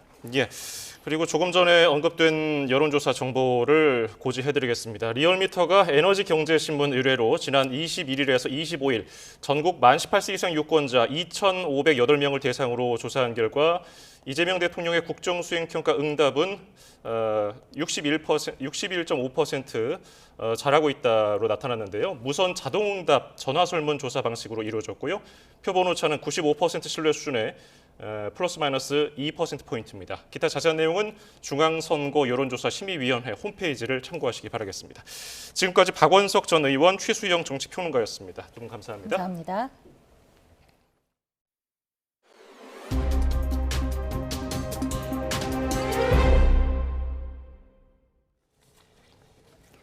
보이스피싱으로 인한 피해 금액이 올해에만 1조 원을 넘어설 거라는 추정이 나오는 가운데 금융당국이 범죄 근절 대책을 내놨습니다. 흩어져 있던 금융, 통신, 수사 정보를 AI 플랫폼에 모아서 피해를 미리 예방하는 시스템을 올해 안에 마련하기로 했습니다. 손효정 기자입니다. 금융당국이 금융권, 경찰청 등 관계기관과 한자리에 마주 앉았습니다. 지난달 이재명 대통령이 보이스피싱의 특단의 대책을 지시하자 근절 방안을 논의하기 위해 마련된 자리입니다. 여기엔 보이스피싱 피해자와 현장의 전문가도 참석했습니다. 지난 한 해에만 보이스피싱으로 경제적 피해를 입은 사람은 2만여 명, 피해 금액은 9천억 원에 달하는 상황. 올해 피해액이 1조 원을 넘어설 거란 우려 속에 현장에선 금융, 통신, 수사 정보가 연결되지 않아 범죄 피해를 예방하기 어렵다는 성토가 이어졌습니다. 수사 당국이 악성 앱이 설치된 휴대전화 정보를 입수해도 현행법상 금융회사에 이를 전달하기 어렵고 금융회사끼리 정보 공유가 이뤄지지 않아 보이스피싱 의심 계좌를 걸러내는 데 한계가 있기 때문입니다. 이에 따라 금융당국은 올해 안에 보이스피싱 AI 플랫폼을 구축하기로 했습니다. 흩어져 있던 범죄의 조각들을 AI 플랫폼에 모아 금융회사와 수사기관, 통신사가 즉각적으로 공유할 수 있는 시스템입니다. 먼저 보이스피싱 상황에서 피해자 연락처, 범죄자 계좌와 같은 긴급 공유 필요 정보를 각 기관에 바로 전달해 계좌 지급 정지 조치에 나설 수 있습니다. 더 나아가 보이스피싱 의심 계좌의 특징을 파악한 AI 분석 정보로 범죄를 미리 차단하는 것도 가능합니다. 보이스피싱 범죄에 신속히 대응하고 이 범죄 수법을 사전에 탐지하기 위해서는 금융, 통신, 수사 각 분야 간의 체계적인 정보 교류가 반드시 필요합니다. 금융당국은 상대적으로 사전 탐지 역량이 낮은 제2금융권도 이러한 AI 정보를 바탕으로 보이스피싱 범죄 대응에 나설 수 있을 것으로 기대했습니다. 정부는 현행법 틀에서 AI 플랫폼을 가동하되 필요하다면 개인정보 공유 특례를 담는 방향으로 관련 법 개정도 추진할 방침입니다. YTN 손효정입니다. 스마트폰을 통한 동영상 시청 등으로 우리 국민의 평균 수명이 통계 작성 이래 처음으로 줄었습니다.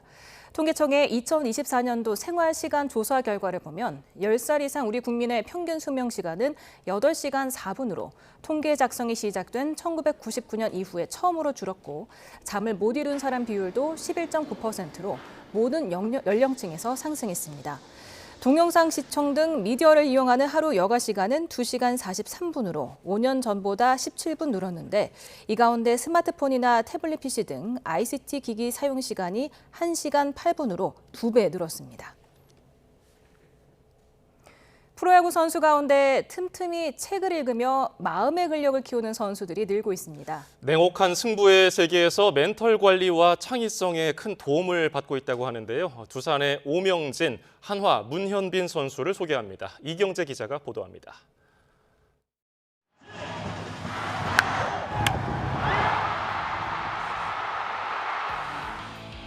두산 내야진의 혜성처럼 등장해 주전으로 도약한 오명진. 현역으로 입대한 군 복무 시절부터 시작한 독서 목록엔 데미안, 젊은 베르테리의 슬픔, 노인과 바다 등 고전들이 주로 담겼고 개인 SNS에 썼던 독후감도 화제를 모았습니다. 2군에 있을 때부터 별명은 연습벌레. 요즘 1군에서 바쁘고 힘들 때도 잠들기 전 하루 10분 책으로 마음의 근력을 키우고 있습니다. 하루하루 결과지를 받는 직업이잖아요. 그러다 보니까 뭐 하루하루의 기분에 따라 뭐 저어될 수 있는데 또 자기 전에 책 좀 읽고 하면 뭐 그런 생각이 없어지니까 뭐 그런 부분에서 좀 좋았던 것 같아요. 올해 시범 경기에서 타격 1위였다가 정규 시즌 들어 10경기에서 안타 3개. 당시 힘이 됐던 글귀를 물었습니다. 휴대폰에 있는 한 봐도요? 네. 흔들리는 건 당신의 눈이다. 활시를 당기는 건 손이다. 명중할 수 있을까 의심하는 마음이다. 관역은 늘 그 자리에 있다.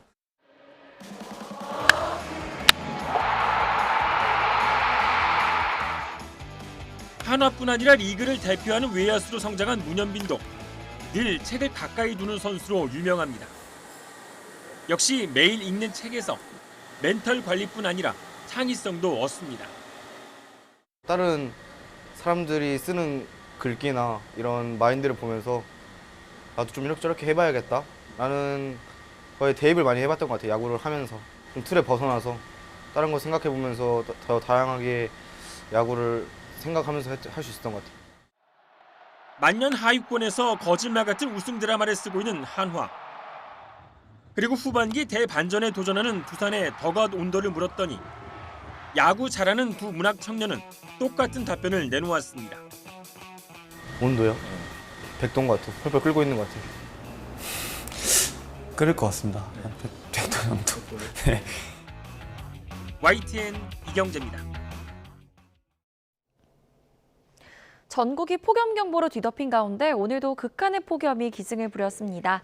한낮에 강원도 정선과 서울 노원구는 무려 38도를 넘어섰고요. 서울 공식 기록도 36도를 넘어섰는데요. 내일도 극한 폭염이 이어지는 가운데 전국적으로 자외선이 무척 강하겠고요. 경기 북동부와 강원 중남부 산간 지역만 약한 소나기가 지나겠습니다. 밤사이 한낮의 열기가 완전히 다 식지 못하고 대부분 지역에서 열대야가 나타나겠습니다. 특히 서울은 내일 아침 기온이 27도, 체감온도는 29도까지 오르면서 초열대야 수준의 밤더위가 예상되고요. 한낮에는 서울이 37도, 대구는 36도까지 오르면서 무척 덥겠습니다. 남은 한 주 내내 35도 안팎의 폭염은 계속될 전망입니다. 날씨였습니다.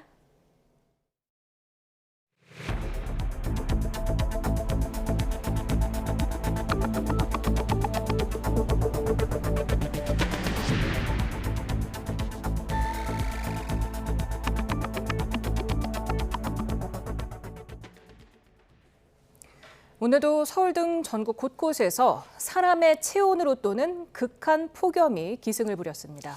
이번 주 심한 더위가 계속될 것으로 예상되는 가운데 부활한 태풍이 중국으로 북상하며 또다시 열풍기 역할을 할 가능성도 있다는 분석입니다. 정혜윤 기자입니다. 강한 햇살 아래 아스팔트 위로 뜨거운 열기가 피어오릅니다. 가벼운 옷차림에 시원한 음료, 양산과 손선풍기는 어느새 필수가 됐습니다. 특히 사람 체온으로 또는 극한 폭염은 서울 등 수도권과 전국에서 계속됐습니다. 전국이 폭염 경보가 유지 중인 가운데 경기 남양주와 강원도 정선 낮 기온이 38도를 웃돌았고 서울도 노원구와 동대문구에서 38도 이상의 극한 폭염이 나타났습니다. 대전과 대구도 36도를 넘었습니다. 경보 수준의 참기 힘든 극한의 폭염은 이번 주에도 계속될 전망입니다. 기상청은 당분간 서울 등 내륙 기온이 35도 이상 오르고 밤에도 초열대야 수준의 체감더위가 이어질 것으로 예상했습니다. 이번 주에도 우리나라는 고기압의 영향권에서 대체로 맑겠고 낮 동안 햇볕에 의해 지면이 가열되고 열기가 누적되면서 전국적으로 폭염 경보에 무더운 날씨가 이어지겠습니다. 또 지난밤 일본 오키나와 남쪽 해상에서 약화했던 8호 태풍 꼬마이가 다시 부활했는데 이 태풍이 우리나라에 또 한 번 서쪽 폭염을 부추기는 열풍기 역할을 할 가능성도 있습니다. 당분간 우리나라 부근으로 더위를 몰고 오는 고기압이 강하게 버틸 것으로 보여 제8호 태풍은 중국 쪽으로 북상할 가능성이 큽니다. 이 과정에서 남동풍이 유입돼 서쪽 지방은 폭염이 더 지속되거나 강해질 수 있겠습니다. 다만 태풍의 이동 경로에 따라 호우로 변수도 존재해 예의주시할 필요가 있겠습니다.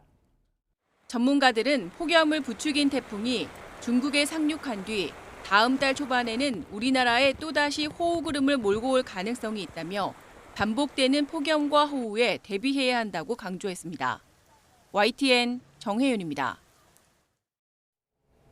연일 찜통더위가 기승을 부리면서 농촌의 하루는 동이 트기 전에 시작되고 있습니다. 농민들은 가장 덜 더운 새벽 시간에 농작업을 하고 도심과 가까운 자연 피서지에는 평일에도 더위를 식히려는 피서객들의 발길이 이어졌습니다. 김기수 기자입니다. 포도밭에서 일하는 농민들이 내리쬐는 뜨거운 햇볕을 가리기 위해 모자를 깊게 눌렀었습니다. 숨이 턱턱 막히는 날씨에 연신 땀을 닦아내고 물도 마셔보지만 더위를 이기기는 역부족입니다. 결국 농민들의 시계는 폭염을 피하고자 해가 뜨지 않는 새벽 시간에 맞춰졌습니다. 새벽에 한 4시쯤 나와서 해가 뜨고 일출이 되면은 거의 그만두는 사정입니다. 조금 지나면은 영상 한 40도까지 올라가니까. 이렇게 고된 새벽 일을 마친 농민들이 향하는 곳은 에어컨과 선풍기가 틀어져 있는 무더위 쉼터인 마을회관입니다. 집에 계시지 말고 시원한 더위 쉼터에 오셔서 한낮에는 쉬시길 바랍니다. 마을 주민들은 시원한 에어컨 바람 아래 서로의 안부를 물으며 한낮의 폭염을 이겨냅니다. 마을을 찾은 면사무소 직원들도 주민들에게 시원한 물을 건네며 건강에 이상이 없는지 살펴봅니다.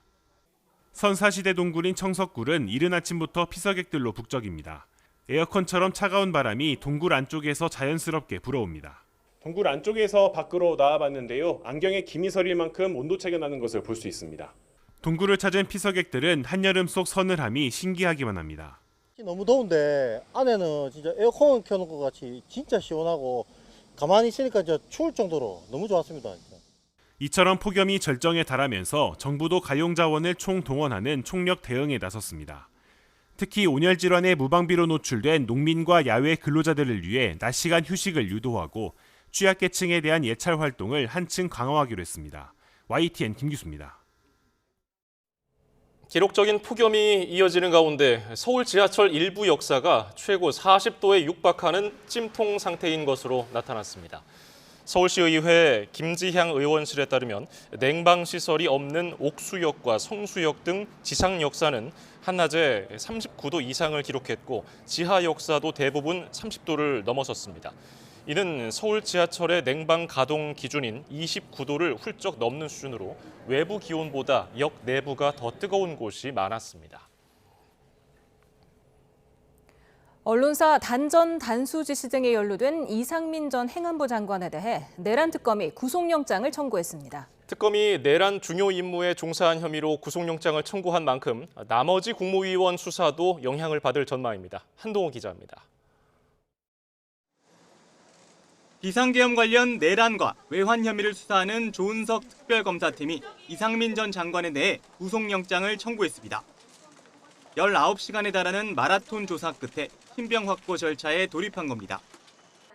박지영 특검보는 브리핑을 통해 범죄의 중대성과 증거 인멸 우려, 재범 위험성 등을 고려한 결정이라고 설명했습니다.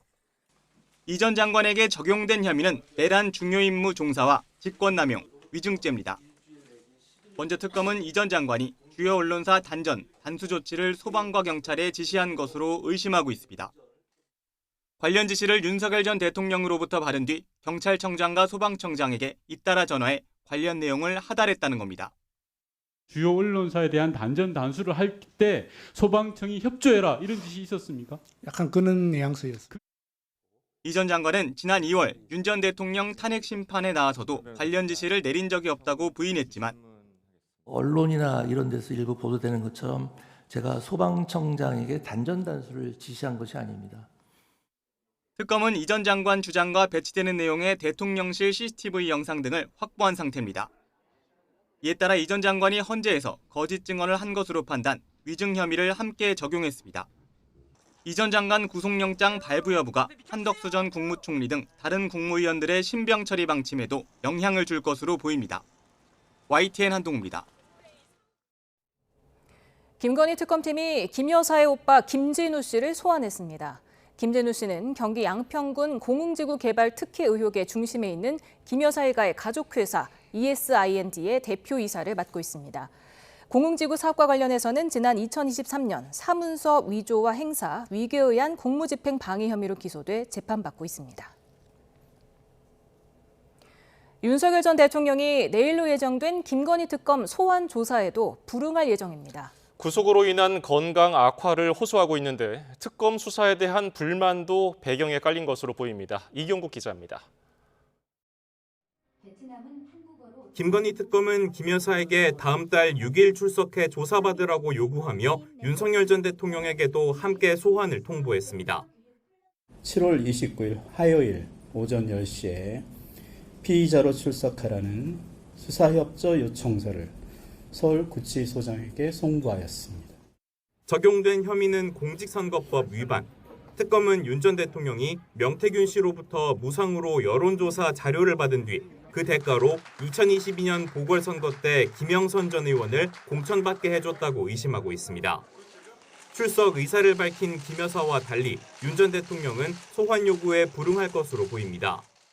장기간 복용하던 약을 먹지 못해 간 수치 등 건강이 계속 악화하고 있고 거동도 불편해 조사에 응하긴 어렵다는 게 윤 전 대통령 측 설명입니다. 윤 전 대통령은 건강 문제를 이유로 구속 뒤 내란 특검 소환에 잇따라 불응한 건 물론 내란 사건 재판에도 3주 연속 출석하지 않았습니다. 표면상으로는 건강 문제를 들었지만 특검 수사에 대한 강한 불만도 영향을 미친 것으로 보입니다. 윤 전 대통령은 옥중 입장문을 통해 특검 수사를 정치 탄압으로 규정하며 반발한 바 있습니다. 특검은 일단 상황을 지켜보겠다는 입장인데 내부적으로는 대응 방안을 고심하는 것으로 알려졌습니다. 공천 개입 의혹의 진상을 밝히기 위해 윤 전 대통령 조사가 필수적인 만큼 김건희 특검도 강제 구인 등 적극적인 대응에 나설지 주목됩니다. YTN 이경국입니다. 윤석열 전 대통령 부부 공천 개입 의혹을 수사하는 김건희 특검팀이 이준석 개혁신당 대표 자택과 사무실을 압수수색했습니다. 특검은 윤상현 국민의힘 의원으로부터 김영선 전 의원 공천과 관련해 윤 전 대통령의 전화를 받았다는 진술을 새로 확보한 것으로도 파악됐습니다. 우중훈 기자입니다. 김건희 특검팀 수사관들이 이준석 개혁신당 대표에 대한 압수수색 영장 집행을 위해 서울 상계동 자택으로 들어갑니다. 윤석열 전 대통령 부부 공천 개입 의혹을 수사하는 특검팀이 이 대표의 집과 국회의원회관 사무실에 대한 강제 수사에 나선 겁니다. 이 대표는 지난 2022년 재보궐선거 관련 업무방해 혐의로 고발돼 피의자 신분입니다. 특검은 윤 전 대통령 부부가 명태균 씨로부터 대선 여론조사 등을 제공받은 대가로 김영선 전 의원이 공천받도록 관여한 혐의를 수사 중인데 당시 국민의힘 당대표였던 이 대표가 연루됐을 가능성이 있다고 보고 있습니다. 이준석 대표는 계속 시종일관 떳떳하다는 입장이고 공천에도 어떠한 그런 자기가 영향력을 행사하거나 그런 게 없다. 윤 전 대통령 부부 공천 개입 의혹과 관련해 특검은 당시 공천관리위원장이던 윤상현 국민의힘 의원으로부터 새 진술도 확보했습니다. 지난해 공개돼 논란이 된 윤 전 대통령과 명 씨의 통화.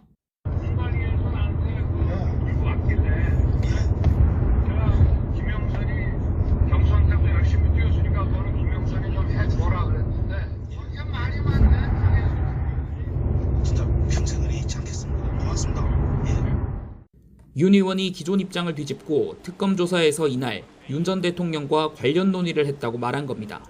당시 윤 전 대통령은 장제원 비서실장과 통화했느냐고 물었는데 실제 윤 의원은 이로부터 며칠 전 고 장제원 의원으로부터 김영선을 좀 공천해달라, 당선인 뜻도 그러하다는 취지의 전화를 받았다고 진술한 거로 파악됐습니다. 윤 의원의 진술과 이 대표를 상대로 확보한 증거물 등을 바탕으로 이른바 명태균 게이트 관련 특검 수사는 속도가 붙을 거로 보입니다. YTN 우종훈입니다.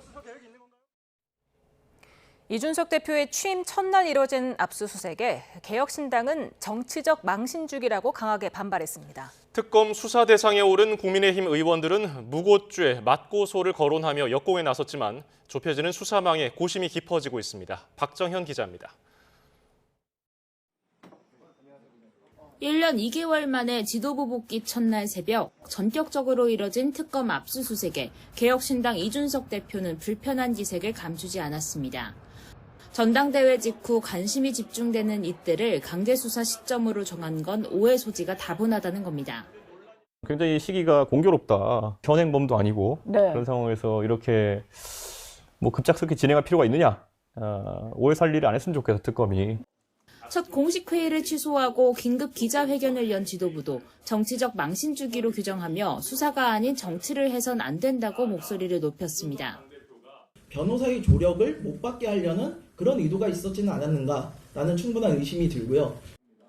소속 의원들을 향한 특검 수사망이 조여오는 국민의힘도 비판에 동참했는데 정당 대표가 전당대회에서 선출된 직후에 압수수색이 이루어진 점에 대해서 국민과 함께 분노하고 있습니다.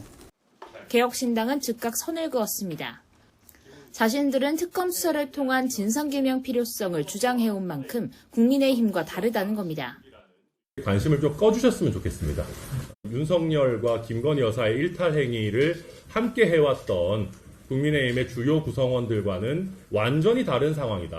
수사 대상에 오른 야권 의원들의 반발도 이어졌습니다. 양평고속도로 특혜 의혹을 받는 국민의힘 김선교 의원은 특검 수사를 정치 공작이라 주장하며 여권 관계자를 무고죄로 고소하겠다고 역공에 나섰는데 민주당은 항변이 아닌 수사에 협조하는 게 유일한 살 길이라고 압박 수위를 끌어올렸습니다. 김건희 관련 의혹들은 양파 껍질, 고구마 줄기로 비유됩니다. 꼬리에 꼬리를 문 불법 의혹, 집안을 쑥대밭으로 만든 윤석열, 김건희를 더는 감싸지 마십시오. 여당 당권 주자들 역시 이준석 대표 등을 향한 특검 수사에 환영의 뜻을 거듭 강조하며 신속한 체포동의안 처리에 한 목소리를 냈습니다. 나란히 정치 공세를 강조하지만 뚜렷한 대응책이 마땅치 않은 상황에서 전방위적 특검 수사에 맞닥뜨린 야권의 고심은 더 깊어지는 분위기입니다. YTN 박정현입니다. 최상병 특검팀이 내일 조태용 전 국정원장을 피의자 신분으로 불러 조사합니다. 윤 전 대통령의 분노가 조사 결과에 이첩 보류로 이어졌다는 VIP 경로설에 대해 조 전 원장이 입을 열지 주목됩니다. 김철희 기자입니다. VIP 경로설 실체 규명에 주력하는 이명현 특별검사팀이 조태용 전 국정원장에게 소환을 통보했습니다. 조 전 원장이 대통령의 경로가 있었던 거로 알려진 수석비서관 회의에 국가안보실장 자격으로 참석했던 만큼 전후 상황을 두루 물어보겠다는 겁니다. 최초 수사 결과를 보고받은 대통령이 어떤 반응을 하였고 누구에게 어떤 지시를 하였는지, 그리고 이러한 지시가 수사 결과에 어떤 영향을 미쳤는지 등에 대하여 그간 조 전 원장은 윤 전 대통령이 회의에서 최상병 순직 사건 관련 보고를 받은 적이 없고 따라서 경로도 없었다는 논리를 전개해왔습니다. 이 사건에 대해서 대통령께 보고를 했습니까? 그런 사실 없습니다. 그러니까 31일 수석비서관 회의에서 보고한 적이 없다는 거죠? 없습니다. 하지만 다른 참석자들은 특검에 출석해 윤 전 대통령이 해병대 초동 조사 결과를 보고받고 크게 화를 냈다고 인정한 바 있습니다. 특검은 이러한 진술들에 강제 수사를 통해 확보한 물증까지 보태 조 전 원장을 압박할 거로 보입니다. 이종섭 전 국방부 장관의 참모였던 박진희 전 군사보좌관도 참고인 신분으로 특검에 출석했습니다. 윤 전 대통령 경로에 대해서 전에 들으신 거 있으신가요? 그것도 특검에서 진술하겠습니다. 이미 많은 관련자분들이 경로는 있었다고 진술을 하셨기 때문에 등록이 있으실 것 같아서 여쭙는 건데요. 순직한 최상병의 명복을 빕니다.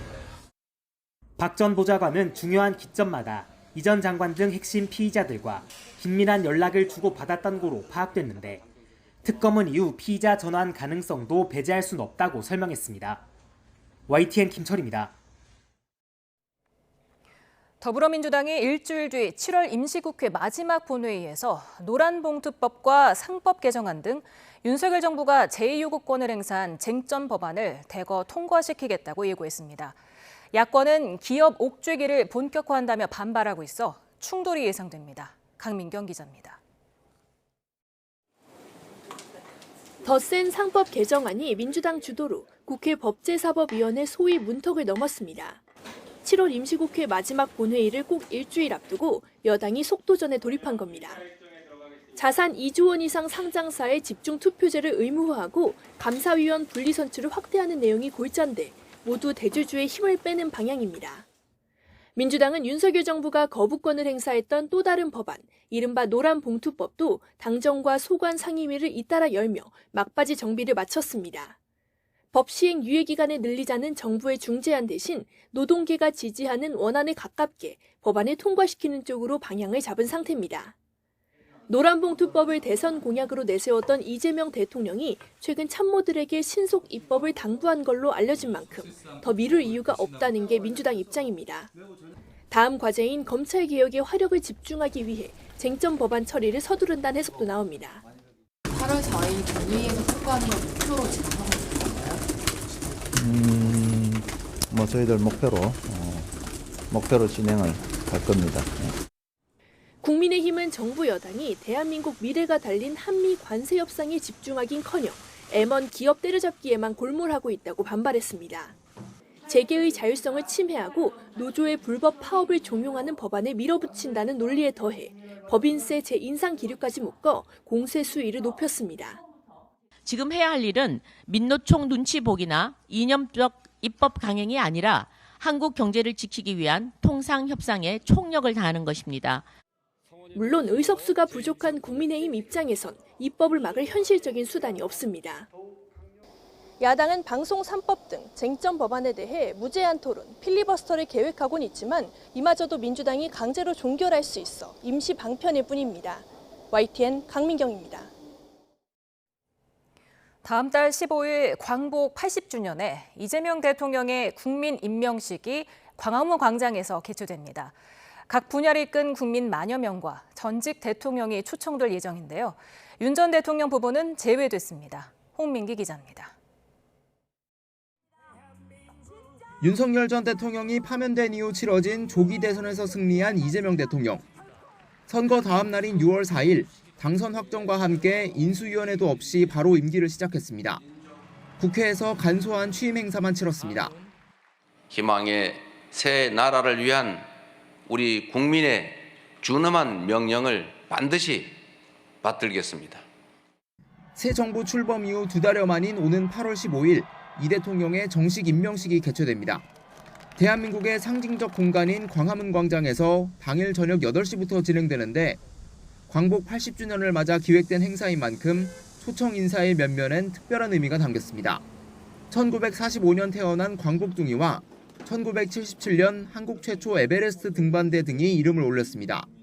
오늘의 대한민국을 만든 주역은 물론 AI 산업 등 내일의 대한민국을 이끌 국민, 그리고 군인과 경찰 등 제복 시민과 사회적 참사 유족 등 만여 명이 초청 대상입니다.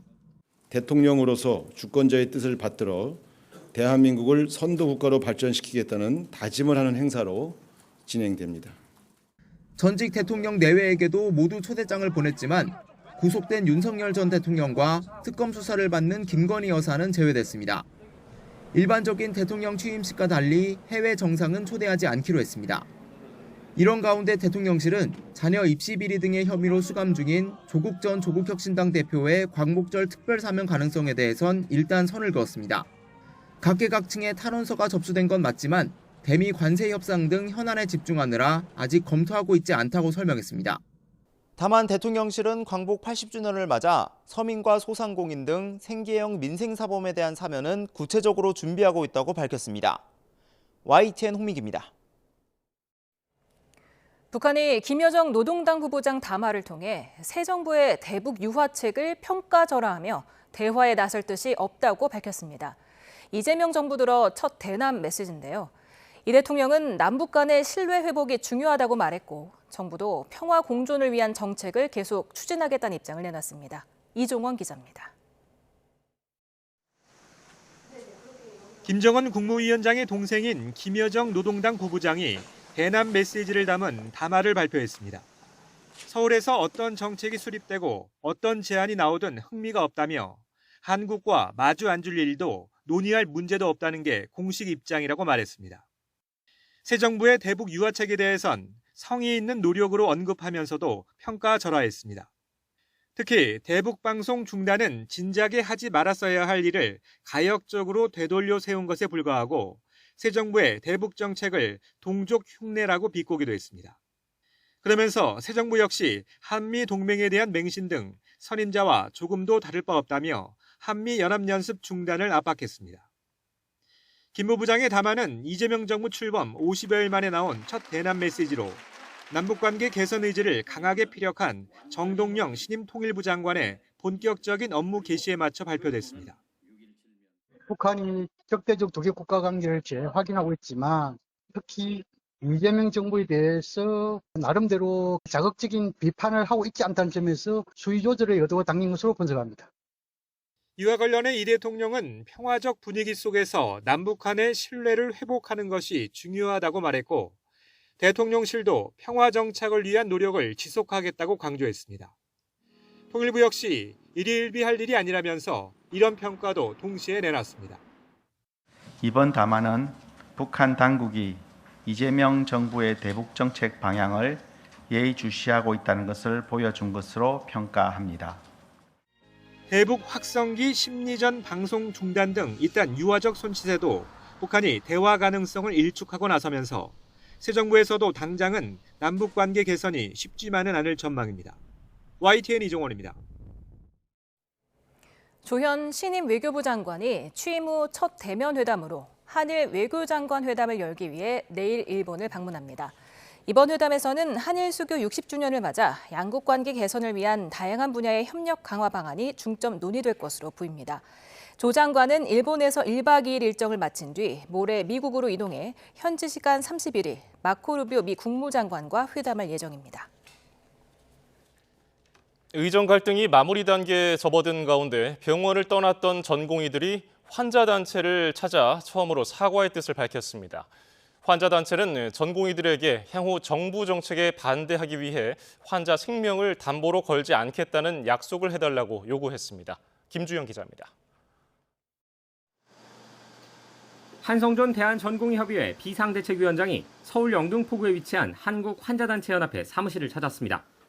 환자단체 대표들과 만난 한 대표는 1년 반 가까이 이어진 의정 갈등 사태에 대해 사과의 말을 전했습니다. 전공의 단체가 의정 갈등이 불거진 이후 환자들에게 공식적으로 사과의 뜻을 밝힌 건 이번이 처음입니다. 1년 5개월 이상 길어진 의정 갈등으로 인해 불편을 겪고 불안하셨을 국민 여러분께 사과의 말씀을 드립니다. 한 대표는 앞으로 사회적 책무를 다하고 보다 나은 의료 환경을 만들기 위해 노력하겠다고 강조했습니다. 첫 공식 만남에 조건 없는 사과까지 이어졌지만 환자단체의 반응은 여전히 날이 서 있었습니다. 안기종 한국환자단체연합회 대표는 정부와 여당이 의료공백의 책임자인 전공의 복귀에만 집중하고 있다면서 재발 방지에는 관심이 부족하다고 꼬집었습니다. 또 전공의들에게는 앞으로 정부 정책에 반대하기 위해 환자의 생명을 수단으로 쓰지 않겠다고 약속해달라고 강조했습니다. 환자 국민에게 사과하고 조건 없는 자발적 복귀를 통해서 전공의에 대한 신뢰를 회복했으면 좋겠다. 양측은 비공개 회의 시간까지 가지며 1시간 넘게 속내를 터놓고 이야기를 나눴습니다. 이들은 복귀 조건 등 구체적인 내용을 논의하지는 않았지만 이르면 다음 달 다시 만나 현안을 논의하는 자리를 갖기로 했습니다. 의대생에 이어 전공의들까지 특혜를 받고 복귀한다는 비판의 목소리가 여전히 큰 상황. 몸을 낮춘 전공의들이 환자단체와 국민의 마음을 달랠 수 있을지 관심입니다. YTN 김주영입니다. 어젯밤 10시 20분쯤 경기 평택시 신장동에 있는 도로에서 승용차가 갓길에 주차된 화물차를 들이받은 뒤에 콘크리트 옹벽과 전봇대 사이로 돌진했습니다. 이 사고로 승용차 운전자 20대 미군 상병 A씨가 심정지 상태로 병원에 옮겨졌지만 끝내 숨졌습니다. 경찰은 다른 탑승자는 없었다며 시신 부검을 의뢰해서 음주나 약물 복용 여부 등을 확인할 예정이라고 밝혔습니다. 입주한 지 8개월 된 서울의 한 대규모 신축 아파트 벽면에서 대형 균열이 발생해 논란이 커지고 있습니다. 화면 함께 보시겠습니다. 서울 강동구 둔촌동 올림픽 파크폴에 온 온라인 커뮤니티에 최근 올라온 사진입니다. 아파트 복도 벽면을 따라서 가로 방향으로 길게 생긴 균열이 유리창 주변까지 이어졌습니다. 이 사진은 입주민이 촬영한 뒤에 아파트 커뮤니티에 게시하며 빠르게 퍼져나갔습니다. 불안감이 커지자 입주자 대표회의는 시공사에 정밀 안전진단을 공식 요청했습니다. 시공사인 현대건설은 레미콘을 부어서 타설 작업을 할 때 수직 기둥과 지붕층 부분을 분리해서 하는데 이음 구간에 균열이 생긴 것으로 추정하고 있습니다. 시공사가 재빠르게 보수는 해놨지만 구조적인 문제는 없는지 주민들 불안은 큽니다. 주민들은 커뮤니티에 무너질까 봐 걱정이다. 정확한 상황 설명이 필요하다고 토로했습니다. 전문가들은 입주를 마친 지 반년이 된 신축 단지에서 균열이 났고 수평 방향 균열은 흔치 않다면서 안전 진단이 시급하다고 말합니다. 제주에서 멸종 위기종인 바다 거북과 남방 큰 돌고래가 다치거나 낚싯줄에 걸린 채 잇따라 발견됐습니다. 어제 오후 서귀포시 표선 해수욕장 부근에서 등갑이 깨진 성체 붉은 바다 거북이 시민들에게 발견돼 해양생물 치료기관에 인계됐습니다. 그제는 제주시 구좌읍 해안에서 등 지느러미부터 꼬리까지 낚싯줄에 걸린 새끼 남방 큰 돌고래가 다시 발견됐습니다.